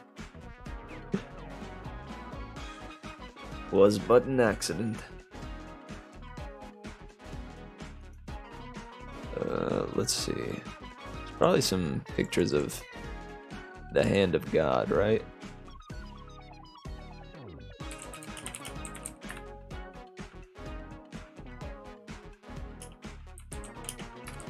Reaching down.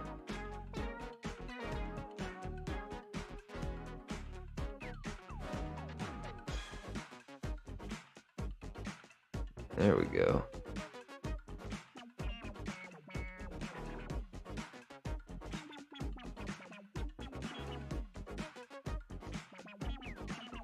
Wait, where'd it go? I lost the picture I was looking at. Wait, there it is.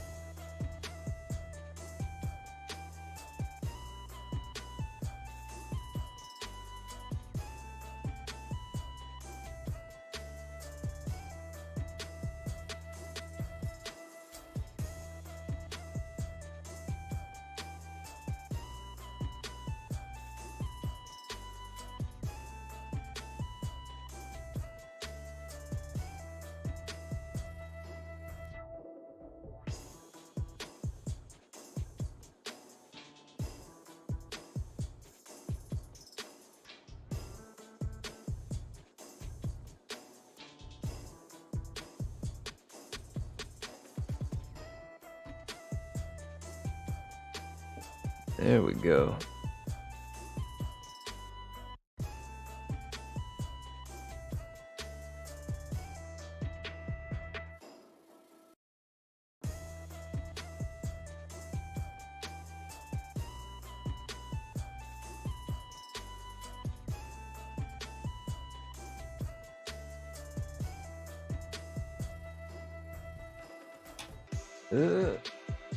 Oh, here it is.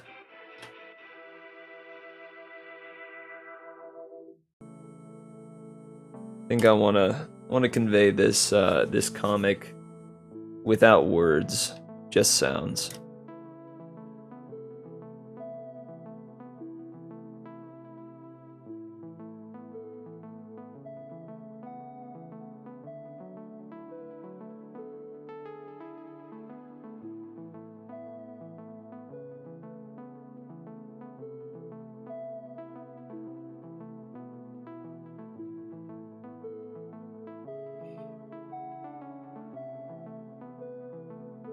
Alright, cool. Let's go ahead and ink this bad boy. I'm pretty happy with it.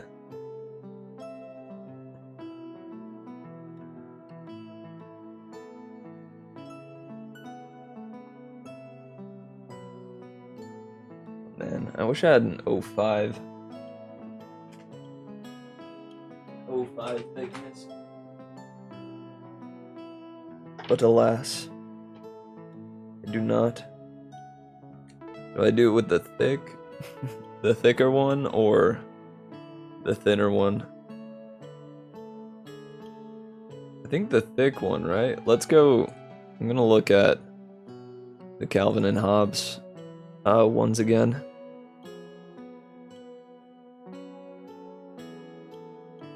Oh, they look kind of done with like an ink or like a brush pen. Shoot.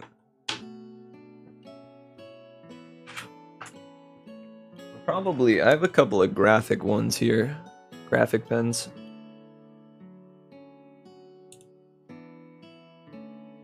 Let's do like graphic one. Yeah. I think this is the way to go.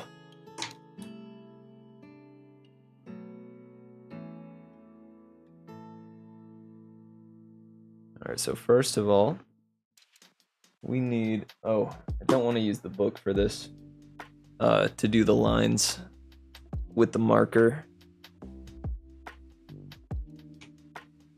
Let's get...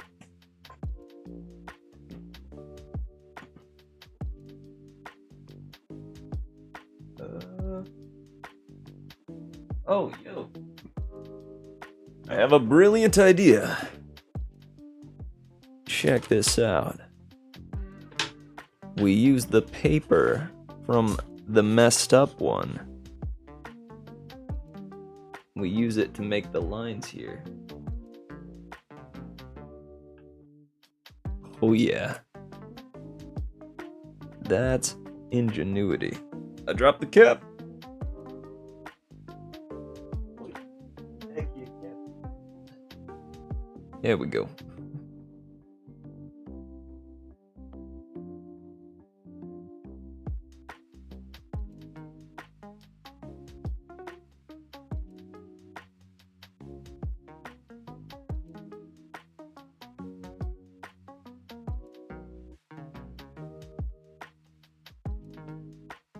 Whoa.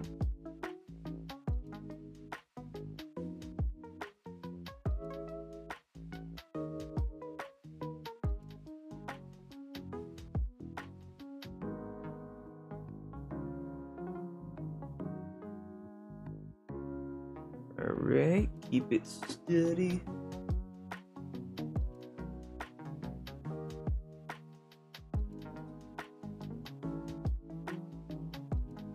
Alright. Not bad. Let's get the bottom ones here.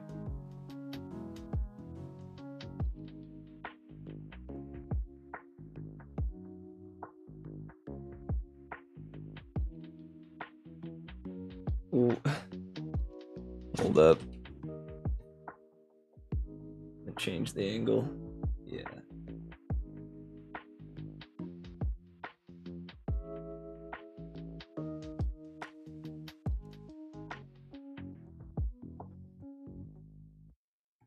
All right.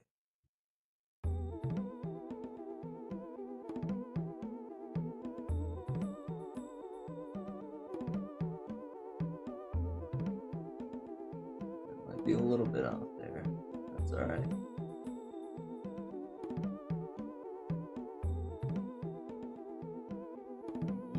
Yeah. Hey. Oh. Okay.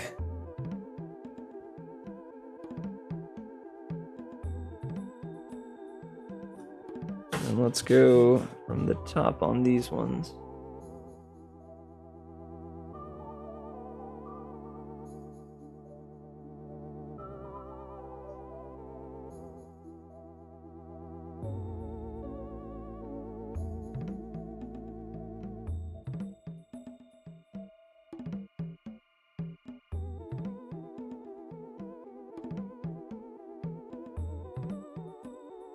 There we go.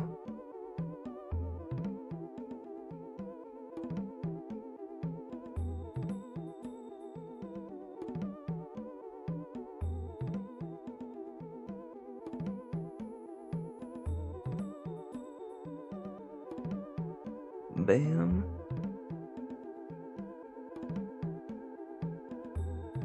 And bam. Oh, nice. One more. Wow. Yeah.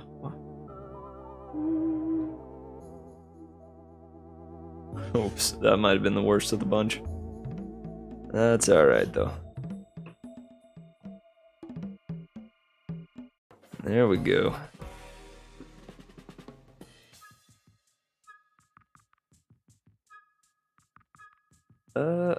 I've changed my mind.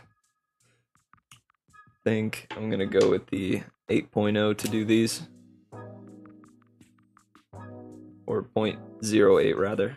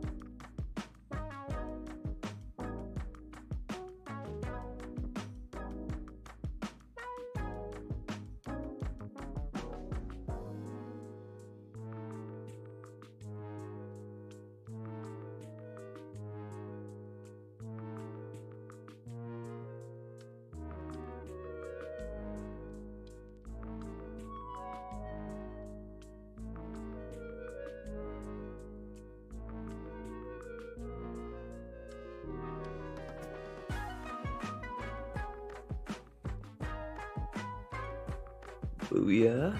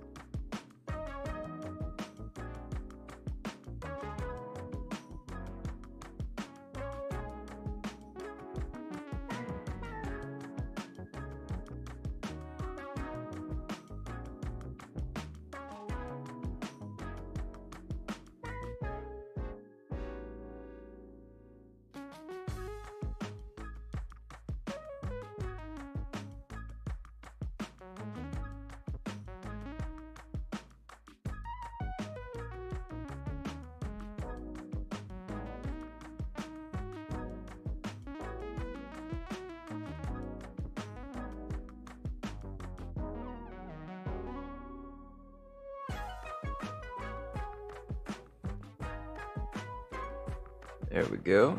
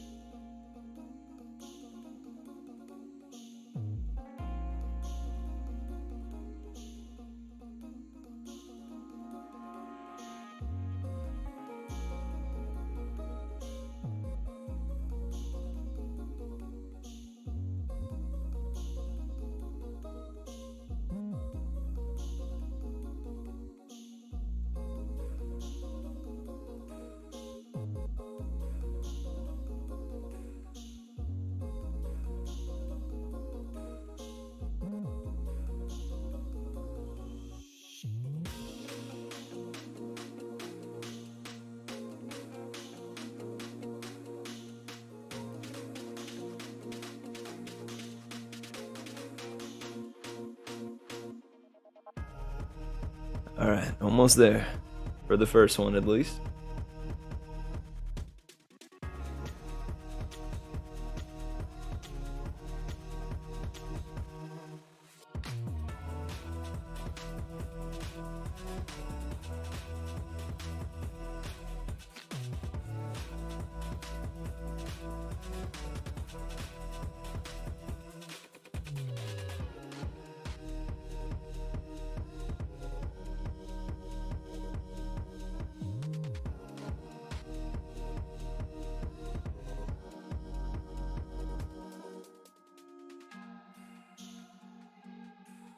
Now for the munch munch.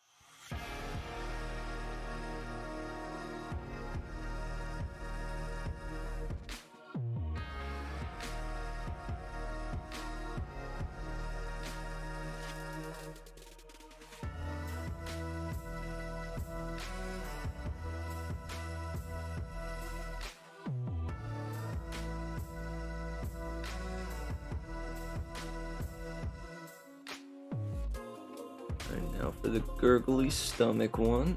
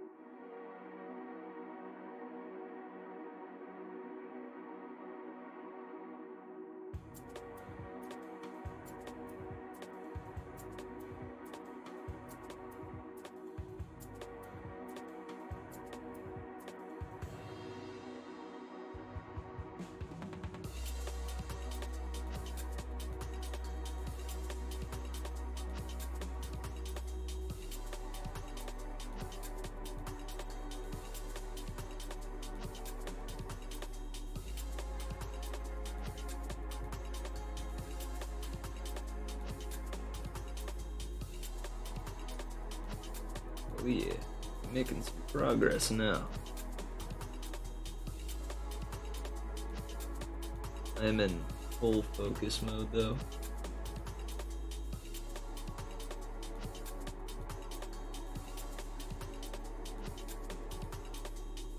Focus mode, engage.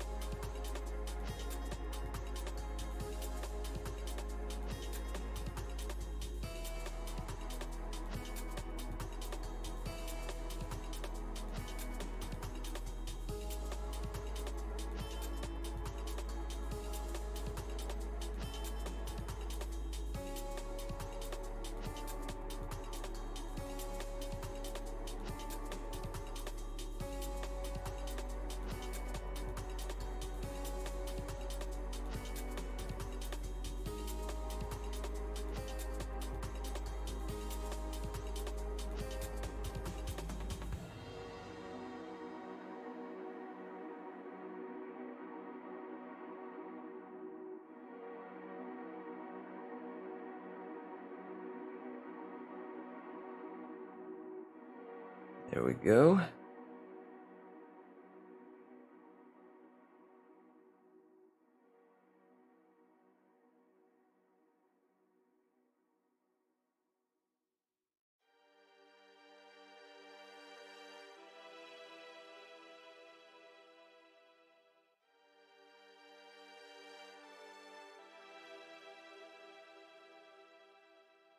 I just thought of this, but I feel as though I could have made the Earth right next to the belly send out like a huge tidal wave or something. To show just how strongly it was grumbling.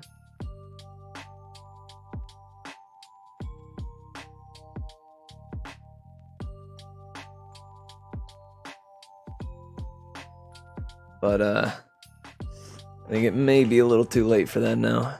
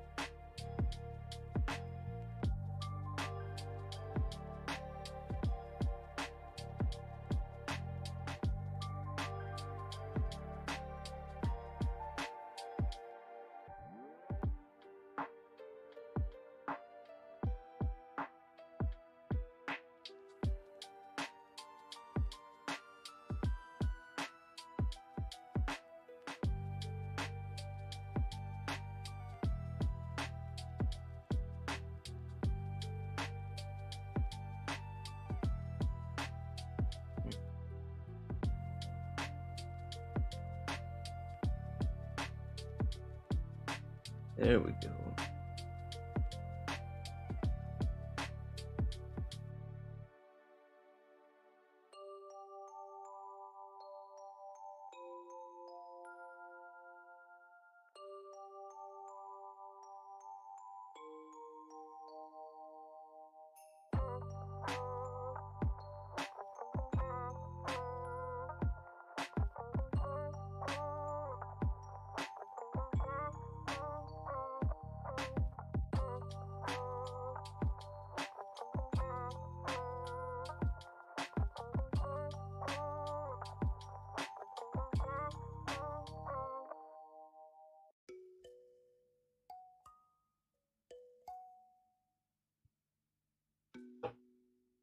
All right, almost there. The inking process is almost complete.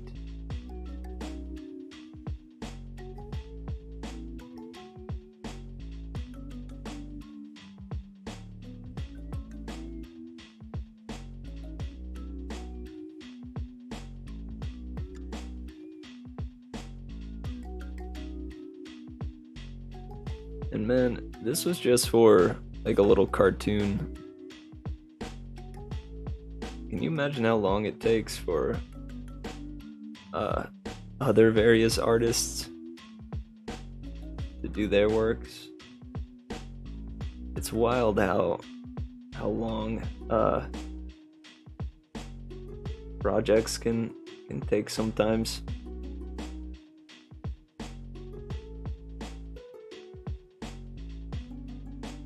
And wild it may be, but the important part is that it is worth that time, you know?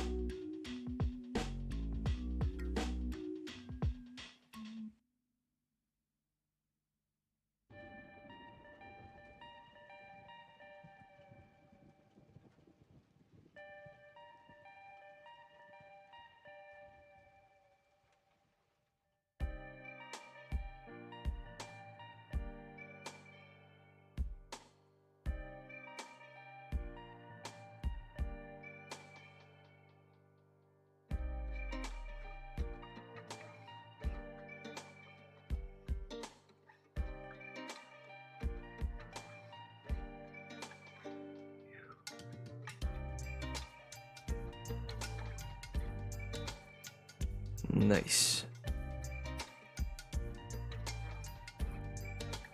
Now to fill in his visor.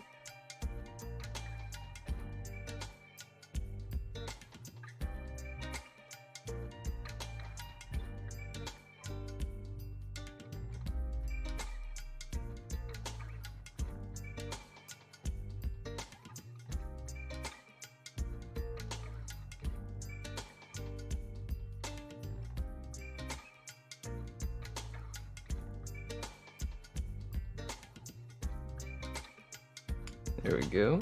That's one visor.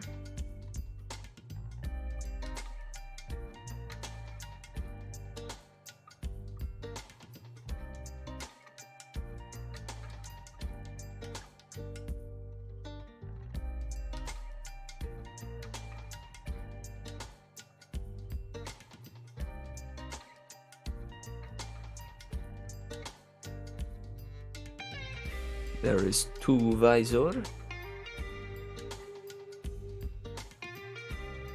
Release the visor. It's coming right up.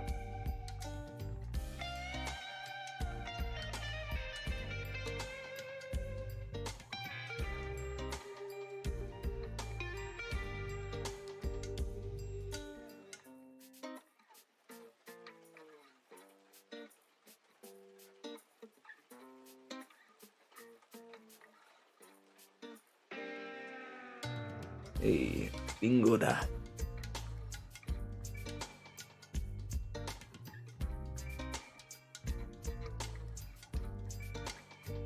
Dude, alright.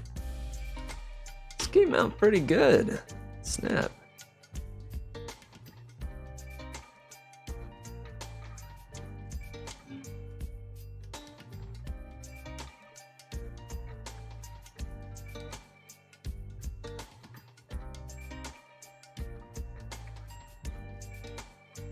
Oh, whoops. Oh, wait, no, I did.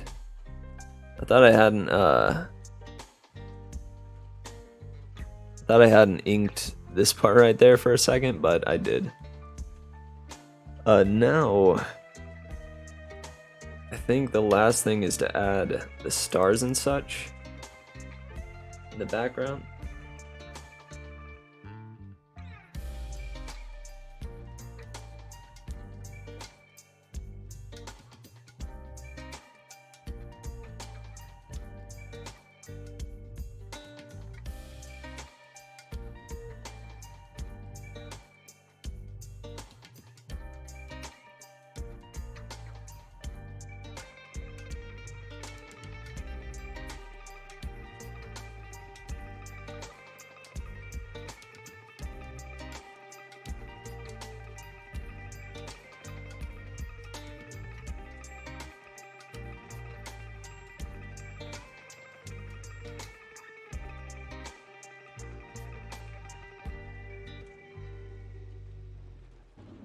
Then add like the moon up here or something.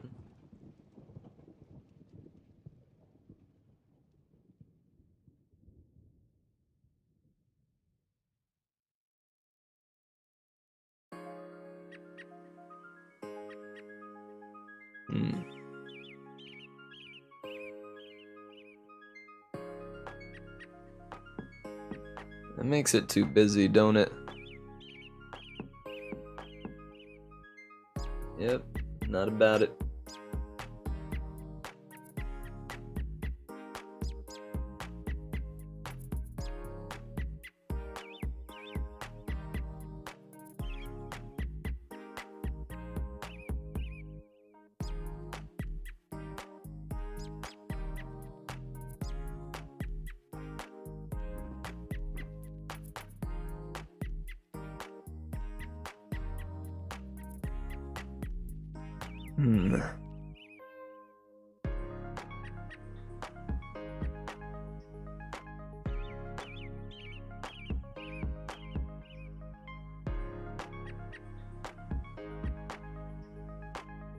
I could just darken all around it so that it was, you know, it gives it a night sky appearance as opposed to the regular sky appearance it has now. Or I could just do polka dots in the background, like black stars.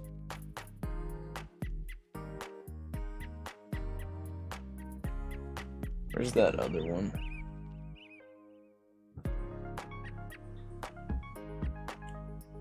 The initial design.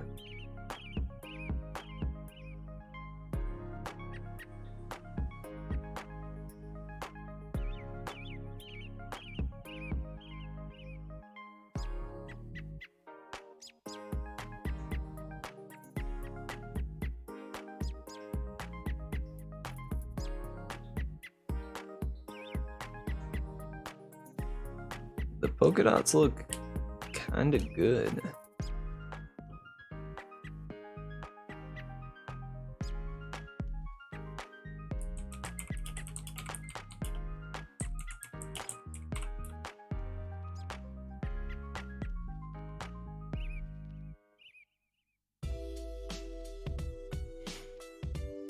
Yeah, in this one it is a darkened background.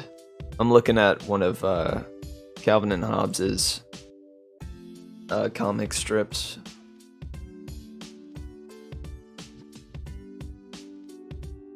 Okay, alright. I think it'll be worth the effort for that.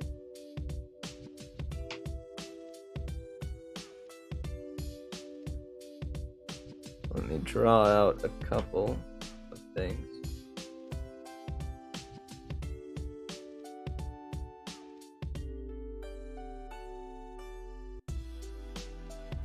Like the moon, and then the rest I just have to eyeball.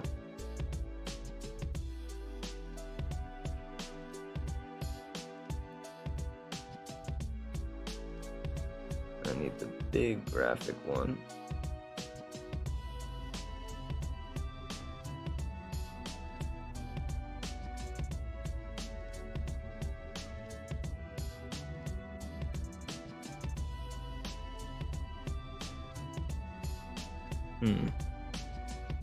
I don't have any kind of like white marker, do I? Oh wait.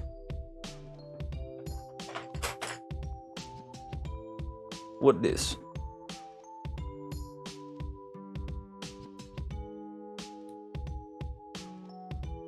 I think this is exactly what I was looking for.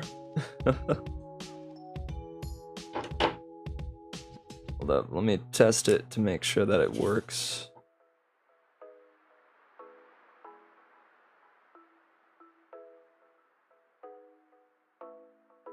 On ink. Let that dry a sec.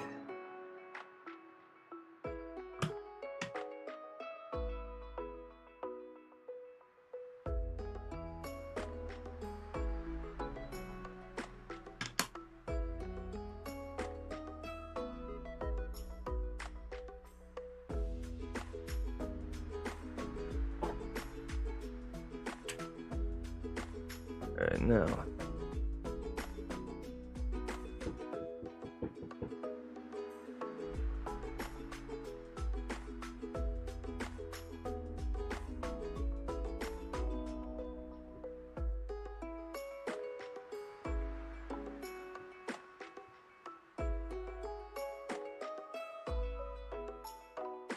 It appears that it is out of ink.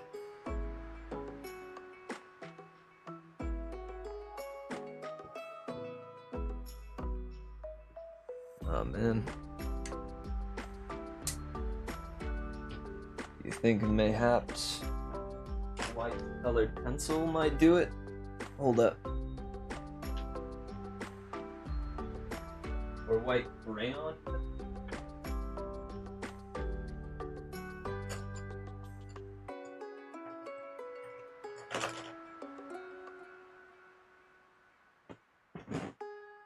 White crayon might do the trick. I'm gonna try this white colored pencil first.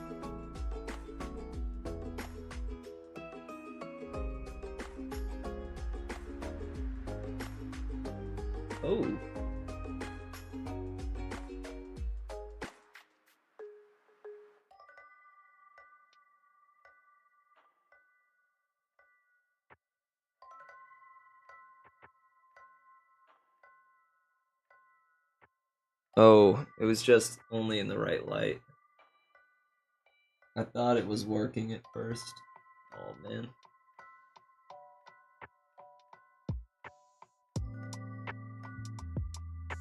Yeah. Ah.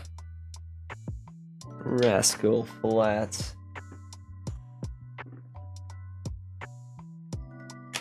Do I have a white crayon? I do. There's hope. There is hope. Will the white crayon work on the ink?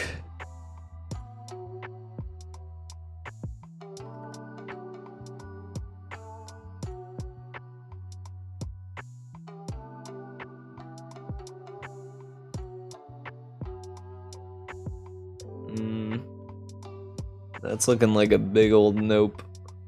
I mean, it kind of works.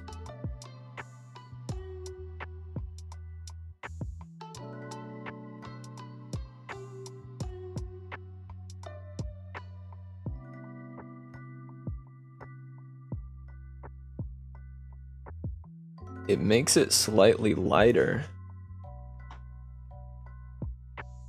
See if it'll focus on that.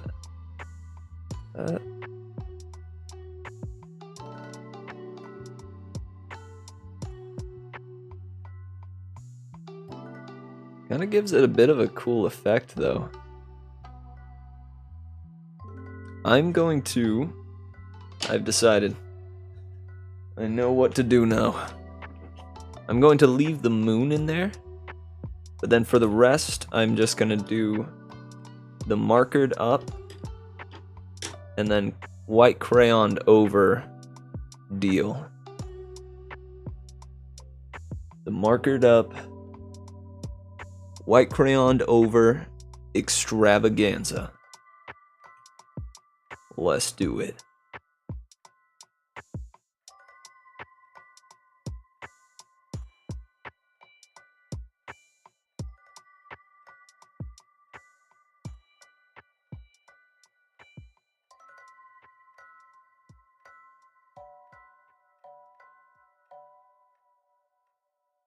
Gots to be careful.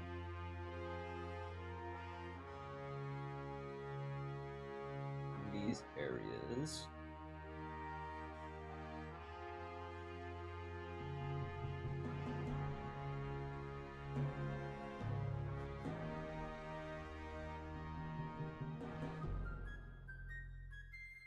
Whew, okay.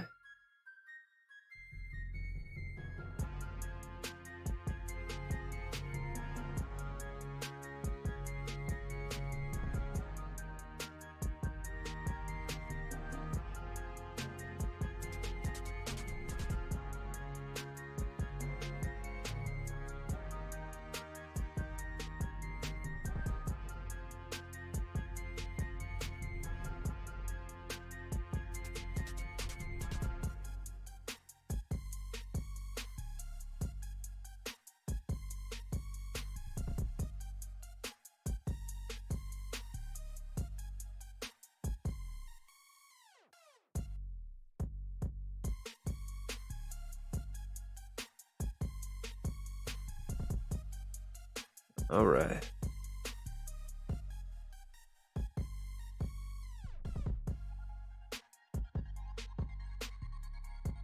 Are we getting there now? It's going to be a process, though.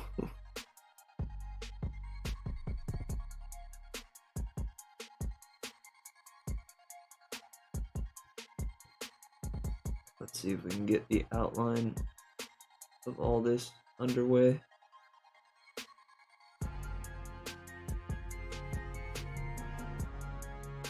Create the thick outline first.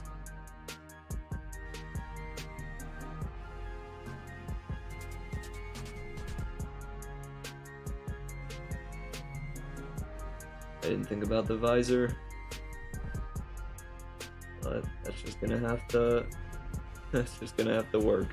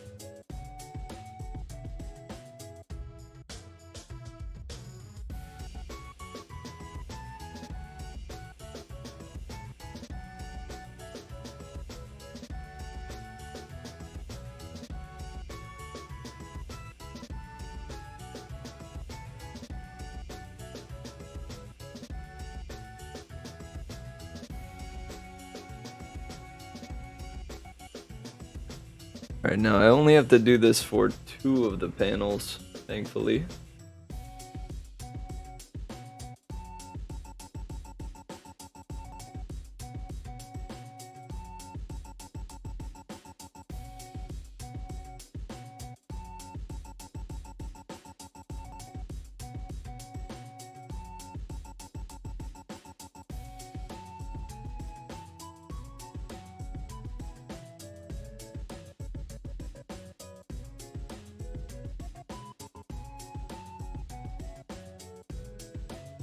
No.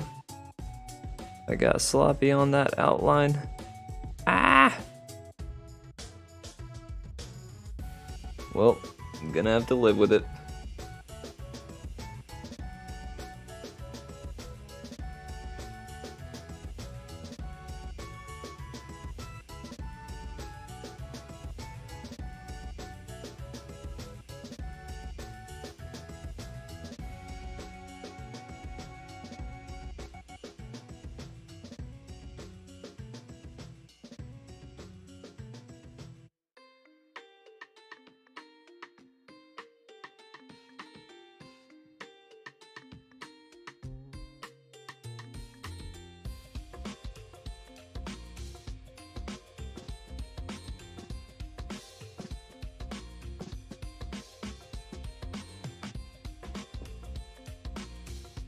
Whew. Check that out. Man. Ah, dude, that looks good. I'm gonna add a little green and blue for the water and land.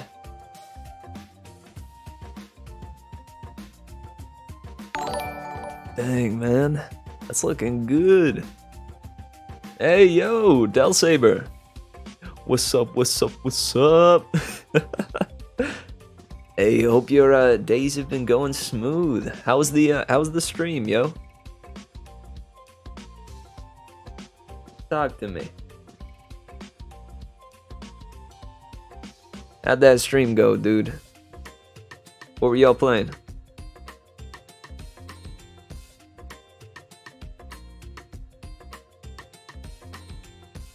It was good? Heck yeah. Nice, you are just in time for the conclusion of this here comic that I am creating for my father. A comic for my father.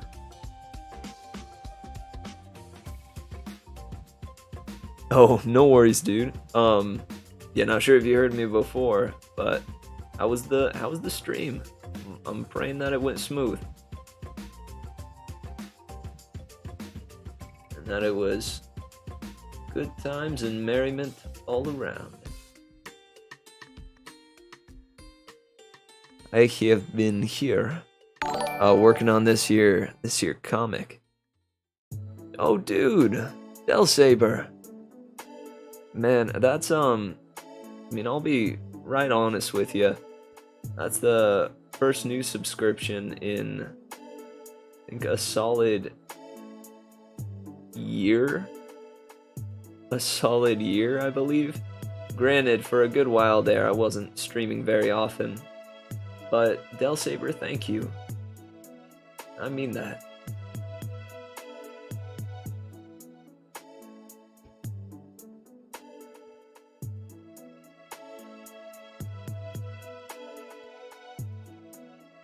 I hear that. Did you take a break from streaming for a while? I did it because I wound up working at a summer camp over the summer, which was a complete difference from the summer before it. Because the summer before it was what spurred the inspiration to start streaming, which was that dear old pandemic. Yeah, so last summer I was like out at the gymnasium that the camp took place in every single day, up early at like up at like 6 a.m. every morning, going and hanging out there for the whole day, and then on a couple of the days I'd have some classes in the evening. But anyways, it was a lot of it was a lot of work, and well, by the time the weekend came around, or by the time the weekend would roll around, I just would not feel up to streaming. I needed the weekends to recoup and get ready for the next slew of kiddos that would be coming on through. I did because a lot of family deaths. But let's not get depressing. I love your art, man. Hey, death is depressing. It is also a part of life. Without those that pass on, there would never be those that are. I do, man. You have my deepest condolences, though. I have a few buddies who have had some deaths in their families recently. And yeah, it's a hard time. Forces us to face our morality when we see those older than us in a higher generation pass on. Or it hits us even heavier when it's a younger generation or someone our own age.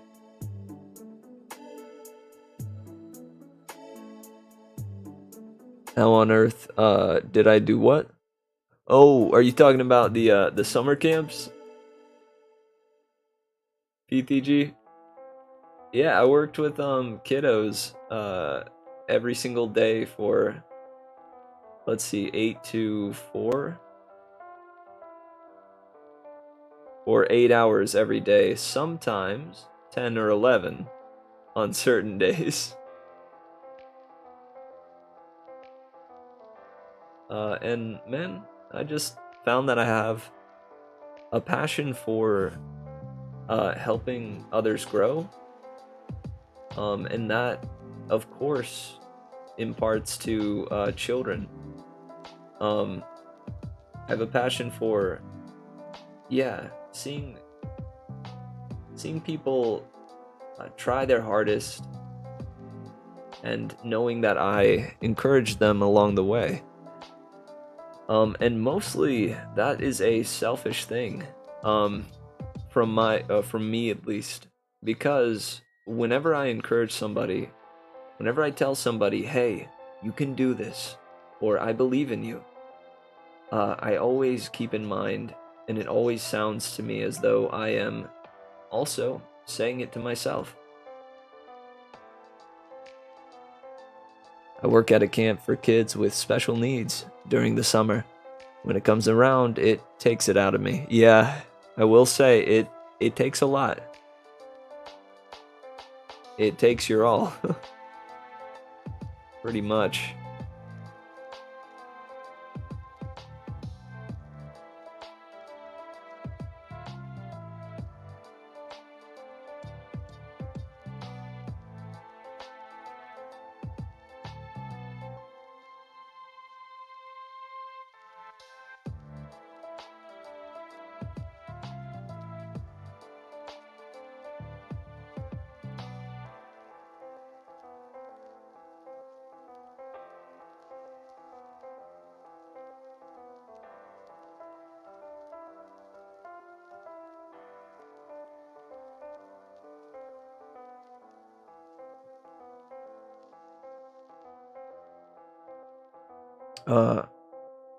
I'm not working with the kids. I work on the cleaning crew when it happens. Oh, when I got home on the first day this year, I passed out in bed for a few hours.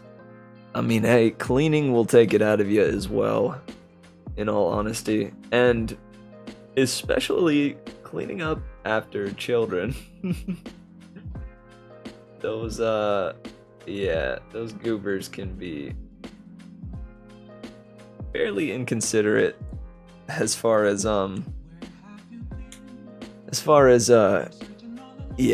where messes come into play. And that also just depends on, like, where did they grow up, who raised them, all that sort of stuff. Like, I ran into a bunch of kids, like, oh man, well, I won't say names, but I ran into these two sisters who were so good about just keeping things cleanly, keeping their other students in line, and yet still focusing really heavily on fun. They knew when it was time to follow the rules and make sure they did things accordingly, but within those boundaries, they were so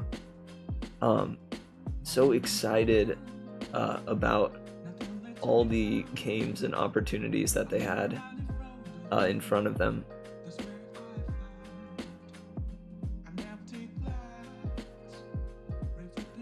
Whereas, on the opposite side of things, on a few occasions, I would run into kids who would just be bummed out the whole time. Constantly complaining and stuff like that. But hey, I love those kids just as much as the others.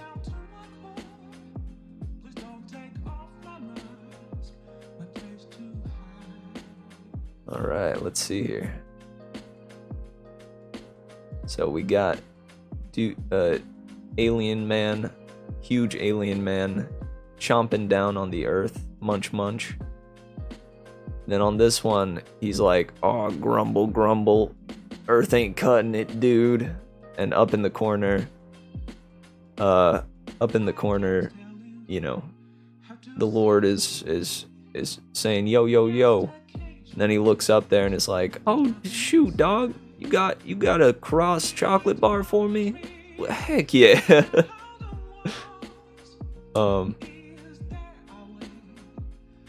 Oh gosh, you missed everything that was said. We were mainly just talking about some of our experiences in like childcare, like summer camps and junk like that. And I am personally a coach for a fair amount of kids with like tumbling and acrobatics type stuff.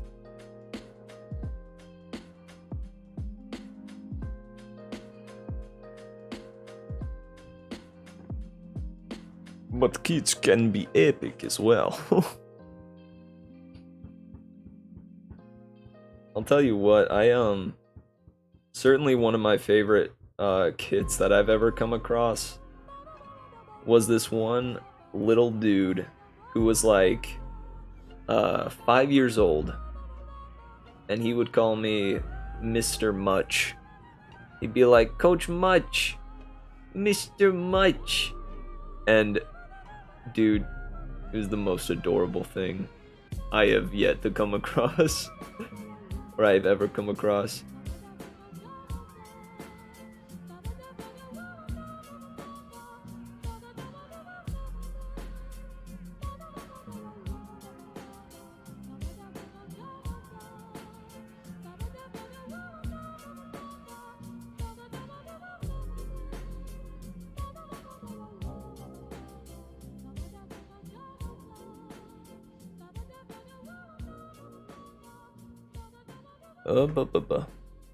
Oh yo, Peggle Music Pog, heck yeah. I found and shoot, this is a good chance to shout them out. And I'm gonna send a link to it real quick. But there is a constant stream called Video Game Study Lounge by Game Chops, the YouTube channel Game Chops. And they say that their mission is to just provide amazing like Nintendo jams, DMCA free, and the only thing they ask is to give them a shout out or put their name in a description or anything along those lines. And man, that is quite generous of them. And it lets us enjoy some sweet video game music. Which I'd been worried about for a while, whether or not to like start including video game music into streams and videos and such. Just because I wasn't entirely sure whether or not it was cool to use them or not, but yeah, it appears that it is a-okay to use these songs in live streams. So especially for art streams and such, where we just chill, and it's good to have some jams going. Oh, I still coach? Yeah, I do. Yeah, you bet I do. It is much less often nowadays, with my stream schedule and junk, but I do still go in once a week, normally on Wednesdays. This week we're closed because of fall break, I believe. But yeah, normally I go in about once a week and like toss kiddos around, help them do the tumbles and flips, give them encouragement, and say, yo, you can do this. You can backflip if you try. I believe in you. All that good stuff. Alright, it's time. Crayon time, baby.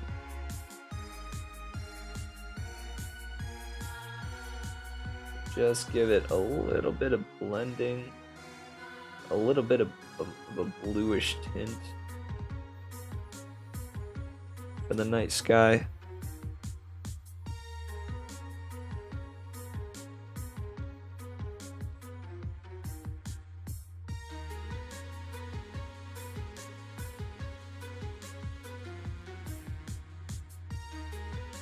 There we go. Can you guys see that on there? Yeah. Check that out, right? Pretty cool. It gave it some texture.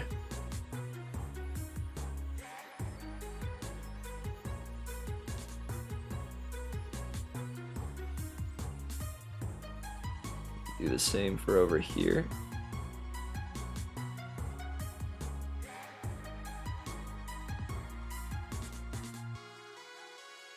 I don't know why it made things slightly blue, but I think that's rad, and I'm not gonna question why a white crayon is making a black background bluish. Hold up, need...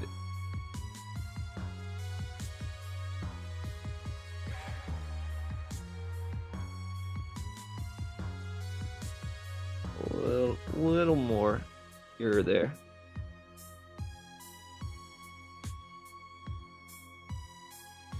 There we go.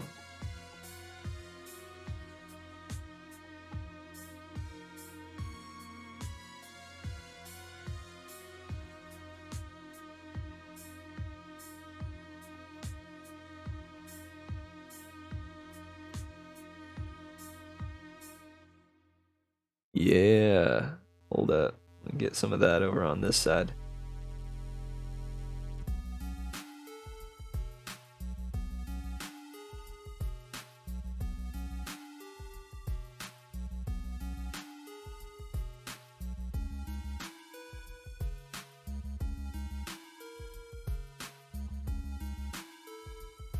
Oh, let's go. It's a pretty cool effect, right? Thank you, white crayon. You've done wonders today. Should I leave it, should I leave the earth part and the water part colorless, or should I add in some color for at least here?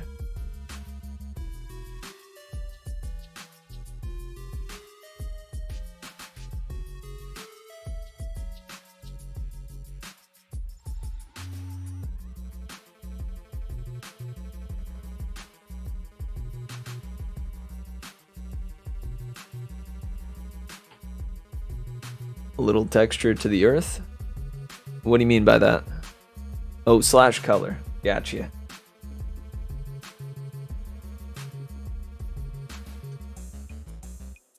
Get that green up in here. I used to babysit 4 kids, and it was so hard for me to be able to sit down for more than 5 minutes, and it made me want to apologize to my mom for being a terrible kid. Yeah, once you ever have the opportunity to experience childcare as an adult, you will instantly, almost instantly hold an even higher respect for your parents and the job that they did with you growing up.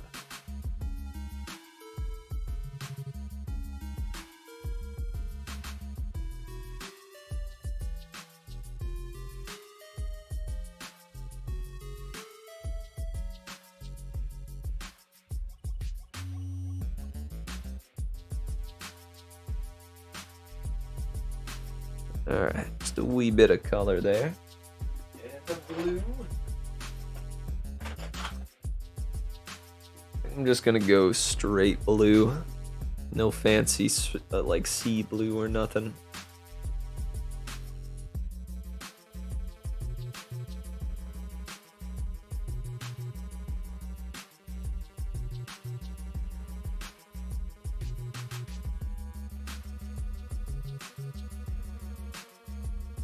Oh wait, I need that green again.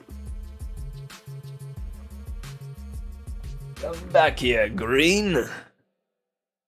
You must color the piece that the boy is eating. There we go.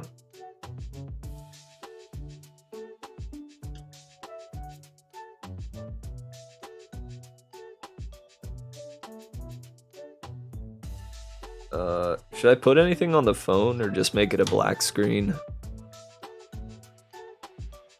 What do you guys think?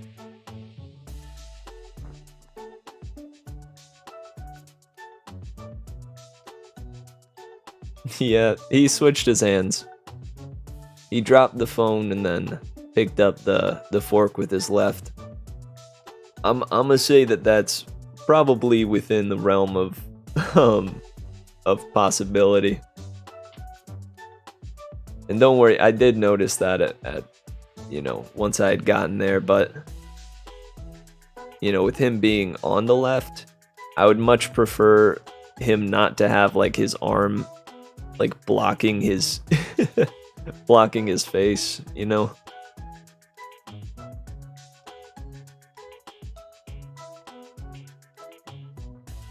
Why is it trying to block the word put? I have no idea why.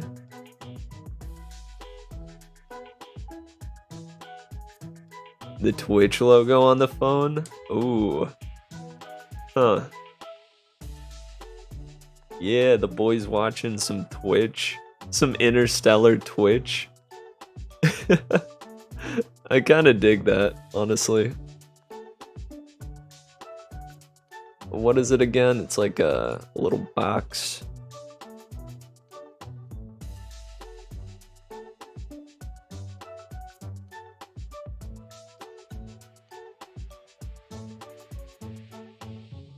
And it's got the drop shadow. And then the 2 little eyeballs. Yeah. And it has eyeballs. Who needs practicality?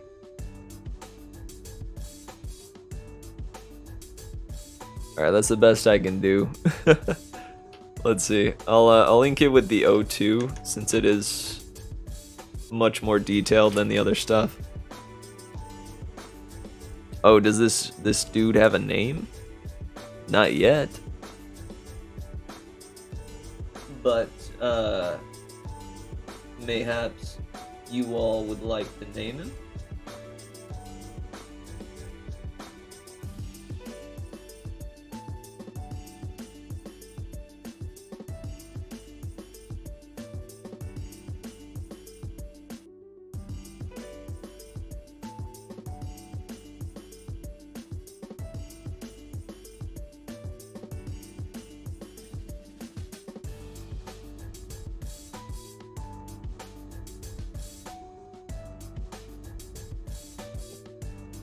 Alright, that's the best I can do for the phone.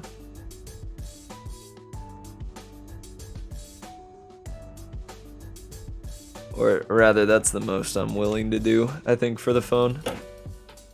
Should I color the dude? The little doodle bop guy? Like, give him an outfit, a proper outfit. I feel like he'd be in red, right?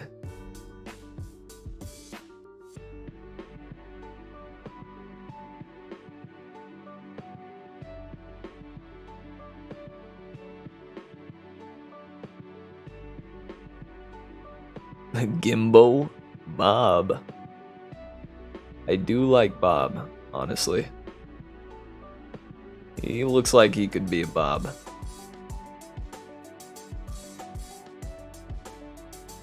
Alright. Yeah, let's color him, I think. I think his body's gonna be purple. What color purple, though? Hold up.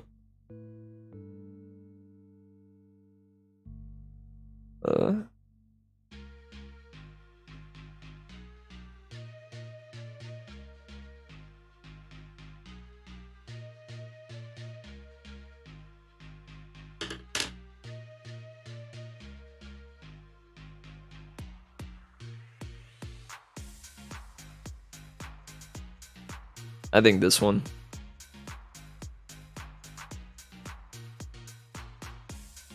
It's gonna be purple with like a yellow outfit, maybe?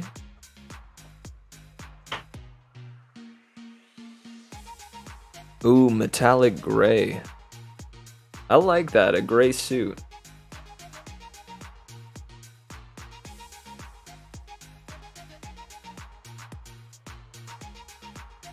And then yeah, I like purple for the skin.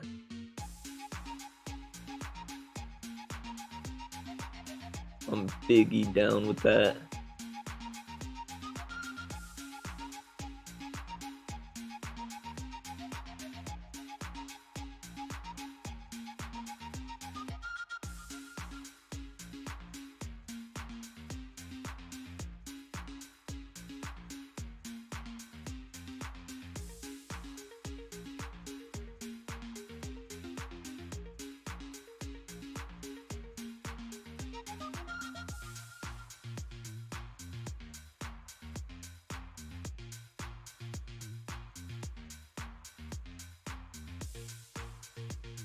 There we go. Real light purple for the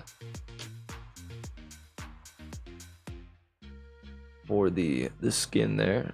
Do you think a gray for the suit?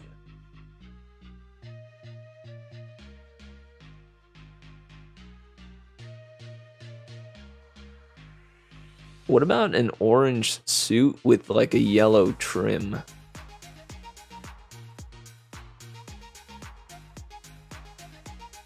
I might take that.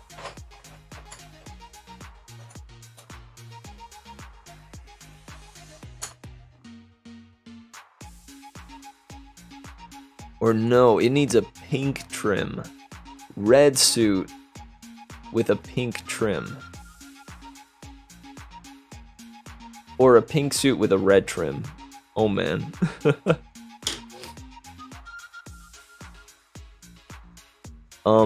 Oh, yo, Wolfgang, I do spend more time on art than you today. Hear me out here. I am an artist. However, I really only do art when I have a good reason to do it. So most often I do art when birthdays come up and I want to give somebody something special. Or for instance, when I did that stream for creating the map for the region that my D&D players were in, you know, something has to spur on the act of making the art, you know? Otherwise, I wind up not doing much drawing on my own.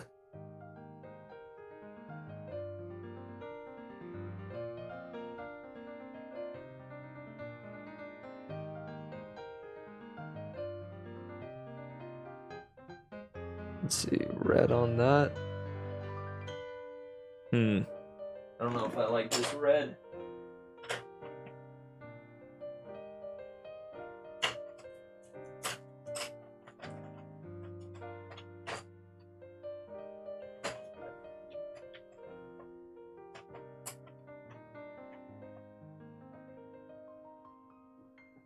Maybe I should make it the red crayon?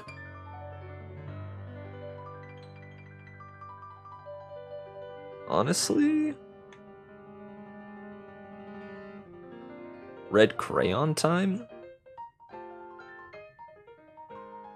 I think it might be red crayon time. Just maybe.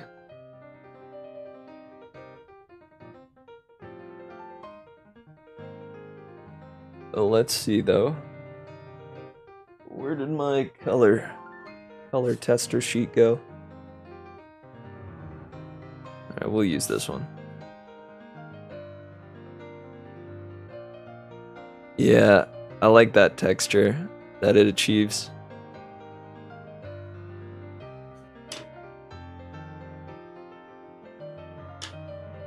Alright, let's see.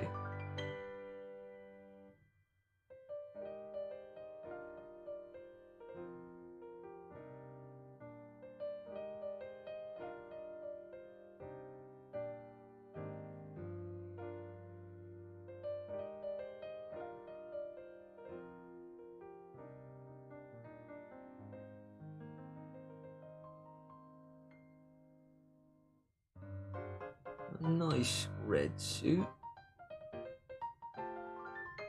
Oh my boy. Bob.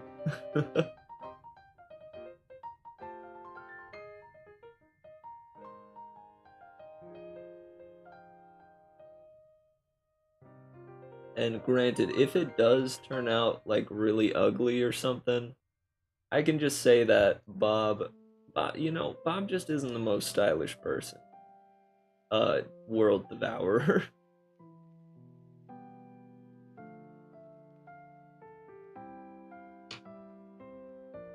You trust colored pencils more? I do as well. But, sometimes you gotta trust a crayon. You feel me?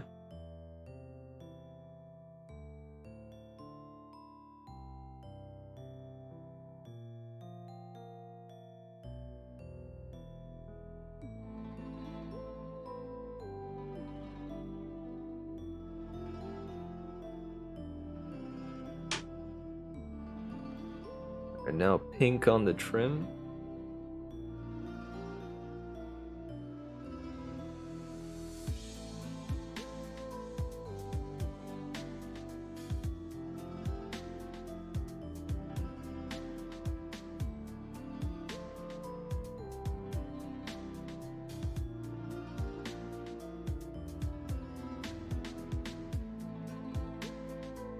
We're gonna go bold on this pink, I think.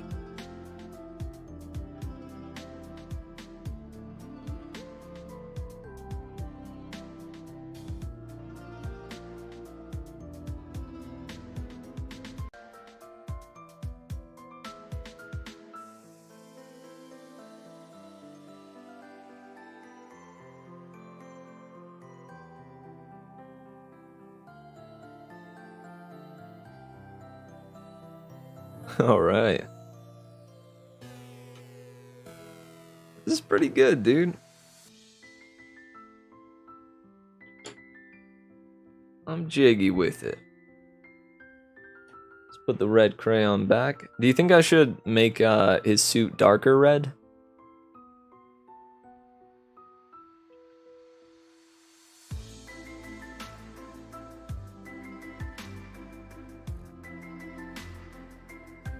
Hold up, I'm putting my crayons up.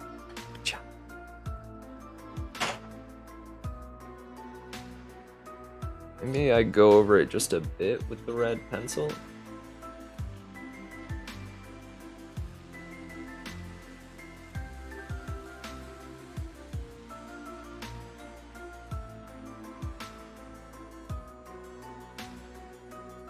I'm gonna do the once over with the red pencil.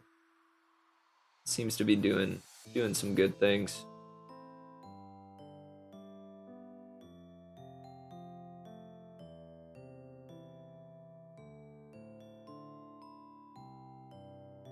Oh heck yeah. This is this is Legend by Tud.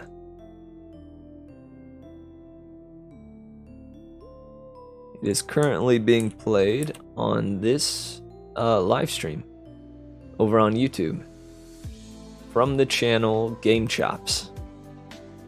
A beautiful, beautiful channel that allows content creators and such, and specifically like live streamers, to play some sick jams, some sick Nintendo jams, or other video games too, I think. To play some sweet video game jams.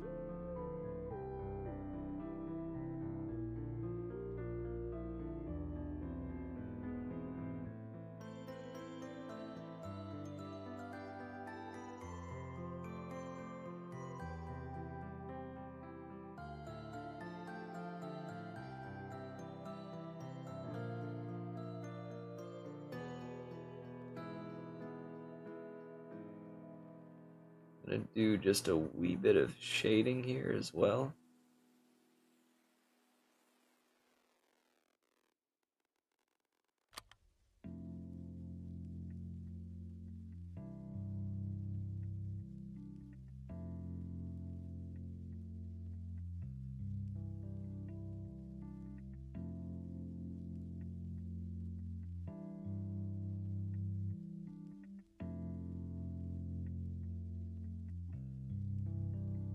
There we go.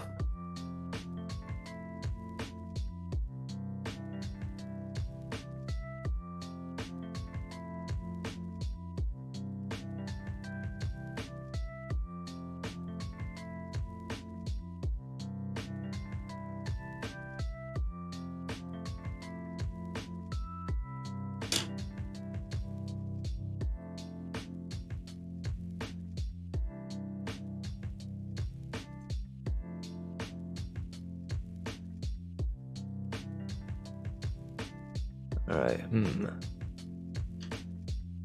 Does it need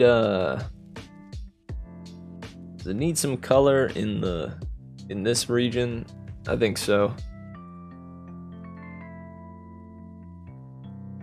Am I a born-again Christian?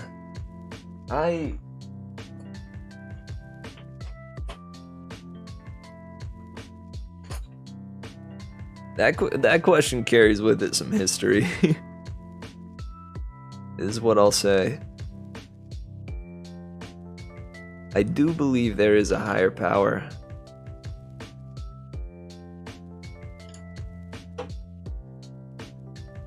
And that it has some sort of presence in this world.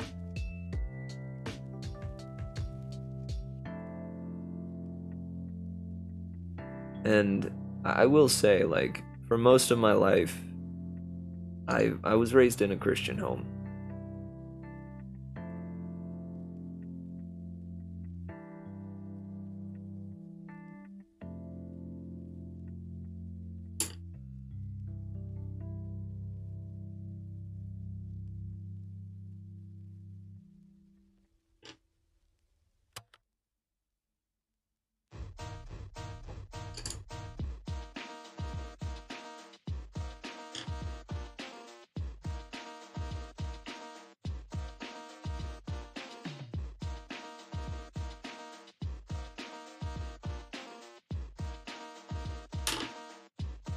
I'm gonna get some yellow.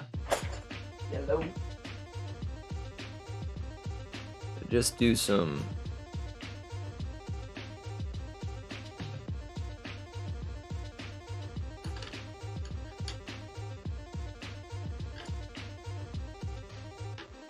shine lines.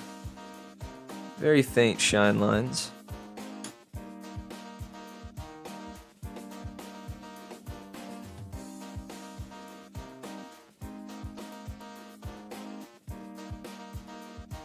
And let me let me put it this way. I pray every single night. Um yeah, the yellow lines probably won't be visible, but that's alright. Um but yeah, I pray each night, and I think of it primarily as a means to put good yeah, uh, goodness into the world, you know? And to wish goodness for both me and the ones that I care about. Um, I choose to believe that that prayer has somebody listening, and somebody causing change, and doing good things for, as I said, myself and the people I love, and even my enemies as well. You know, my evil twin, malicious Marvin. I even pray for him too. Believe me.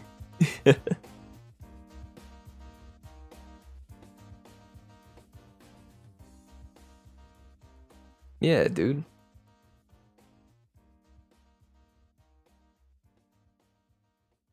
Right now, to put the verse that this was inspired by into here.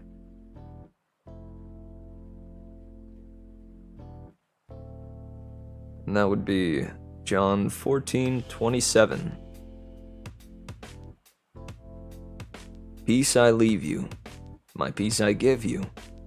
Not as the world gives, do I give to you. Do not let your hearts be troubled, nor fearful.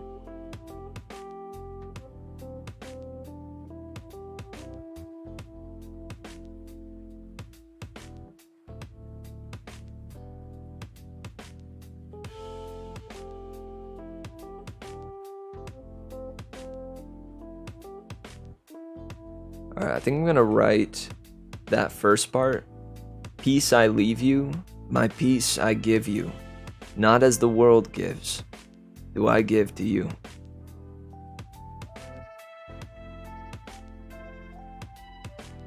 I mean, I call him God. I think I simply, or not simply rather, I want to make sure I'm conscientious to, yeah, people who don't call him that.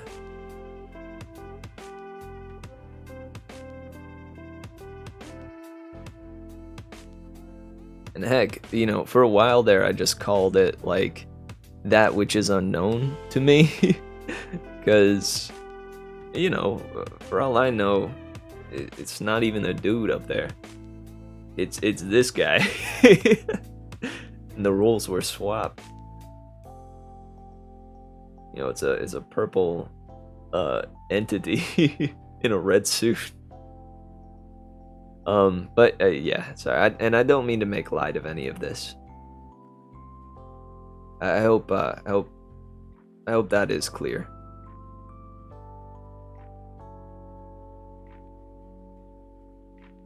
You know, because it's okay to joke about it occasionally, so long as it's not like offensive, you know. Like, I remember growing up in the church, and I was a part of like theater and junk a lot. And there was one theater troupe that I was a part of one time that, you know, we had a solid squad of Christians there, so we would gather around and pray just before we would jump into the performance. And one time, and this is like the pivotal, yeah, like the biggest form of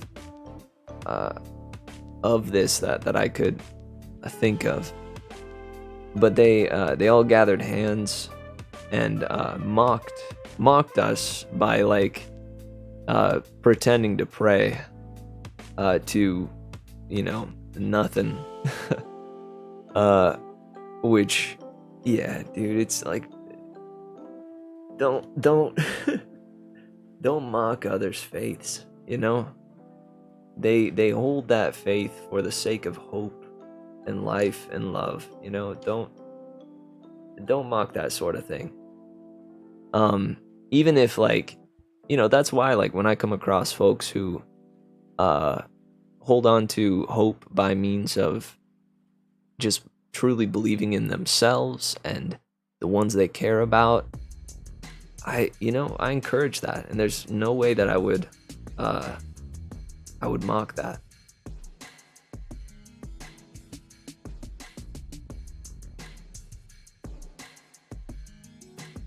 So peace I leave you, my peace I give you.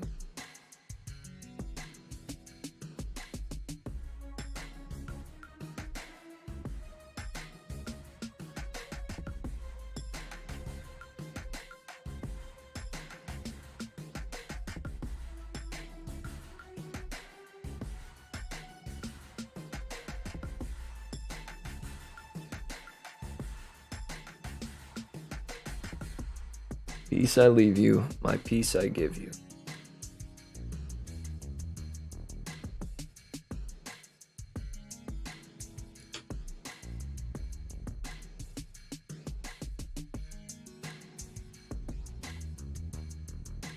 Hold up. I think I want to get those two lines up here, and then the last line on the bottom side.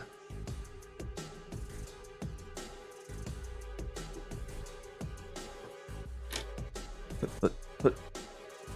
Yeah.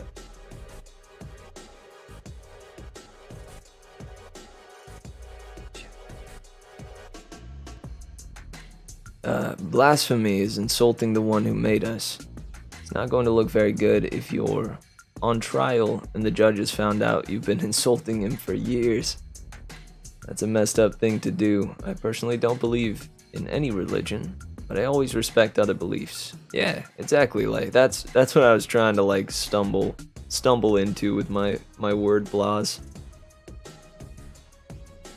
I find it interesting how Christianity is actually one of the most, if not the most, mocked / hated religion. That's why it's kind of spooky to even step into, or it can be to me. Even when like I've been a part of it for, since I was a baby, a wee little bab.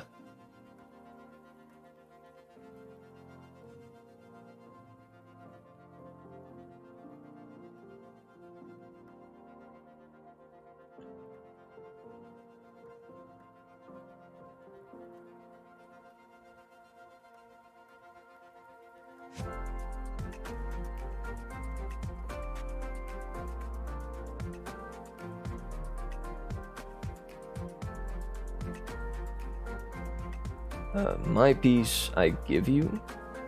That was the next part? Yes.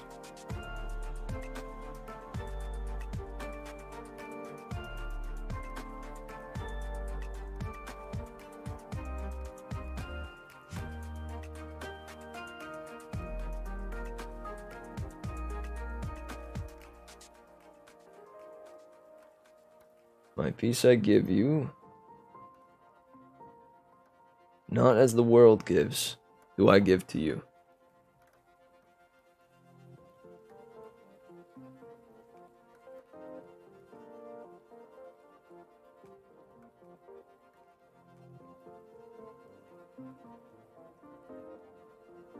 Not as the world gives, do I give to you.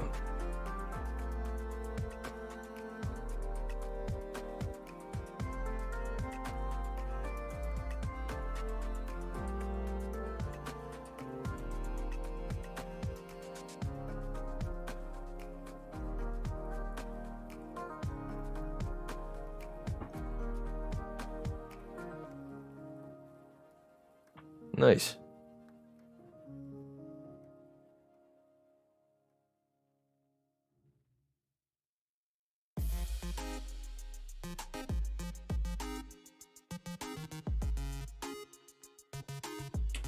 Alright, I'm gonna use the number 2 graphic, I think.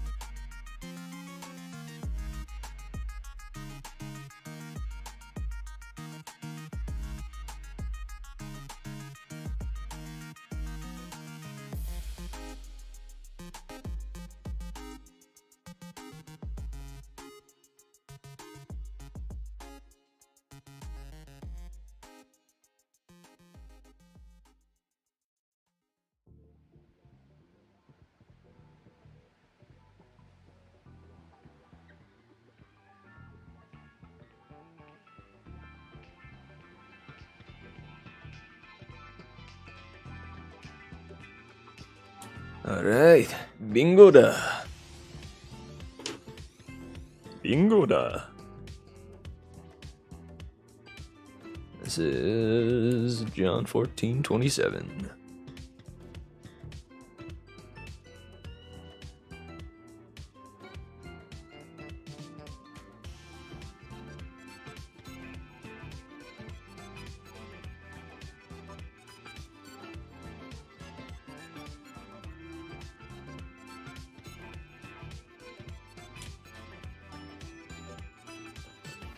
All right, the final work.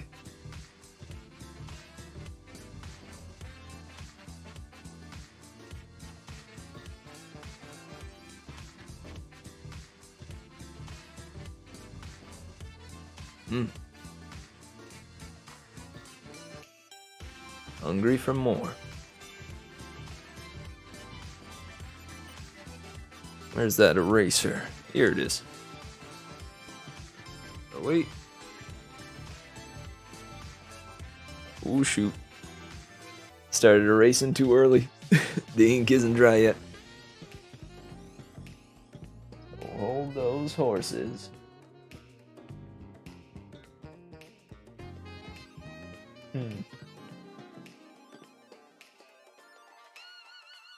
Shoot, dude. I kind of dig this other alien guy that I drew as well. Oh, gosh. Camera.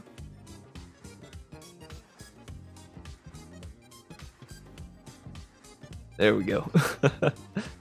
I kind of do dig this this little alien fella.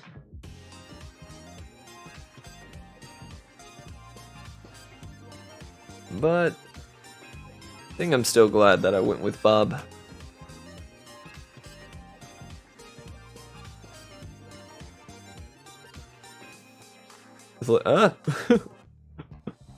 We got a colored pencil on the run. Colored pencil on the run. Alert. Colored pencil on the run. Alright, let me return these to their home.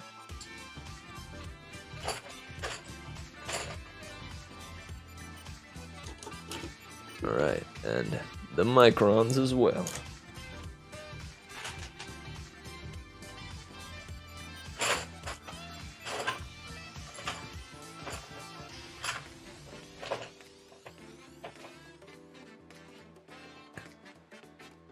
Alright, well, I think, yeah, that does it from me today. Let's get this guy back up to where it usually is. Hold up, bear with me a sec.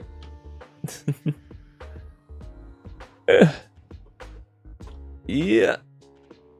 Whoa. Whoa. There you are. Wait. Close it a bit. And bingo.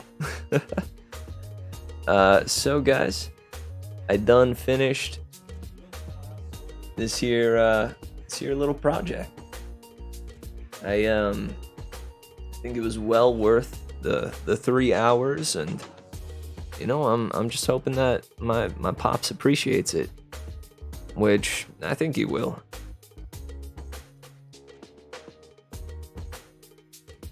Put some solid effort into it, and I'll let you guys know what he thinks come Friday.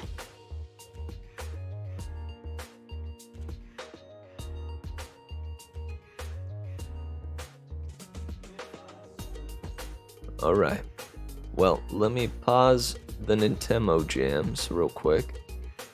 Wait, also, I wanted to see how this light would look.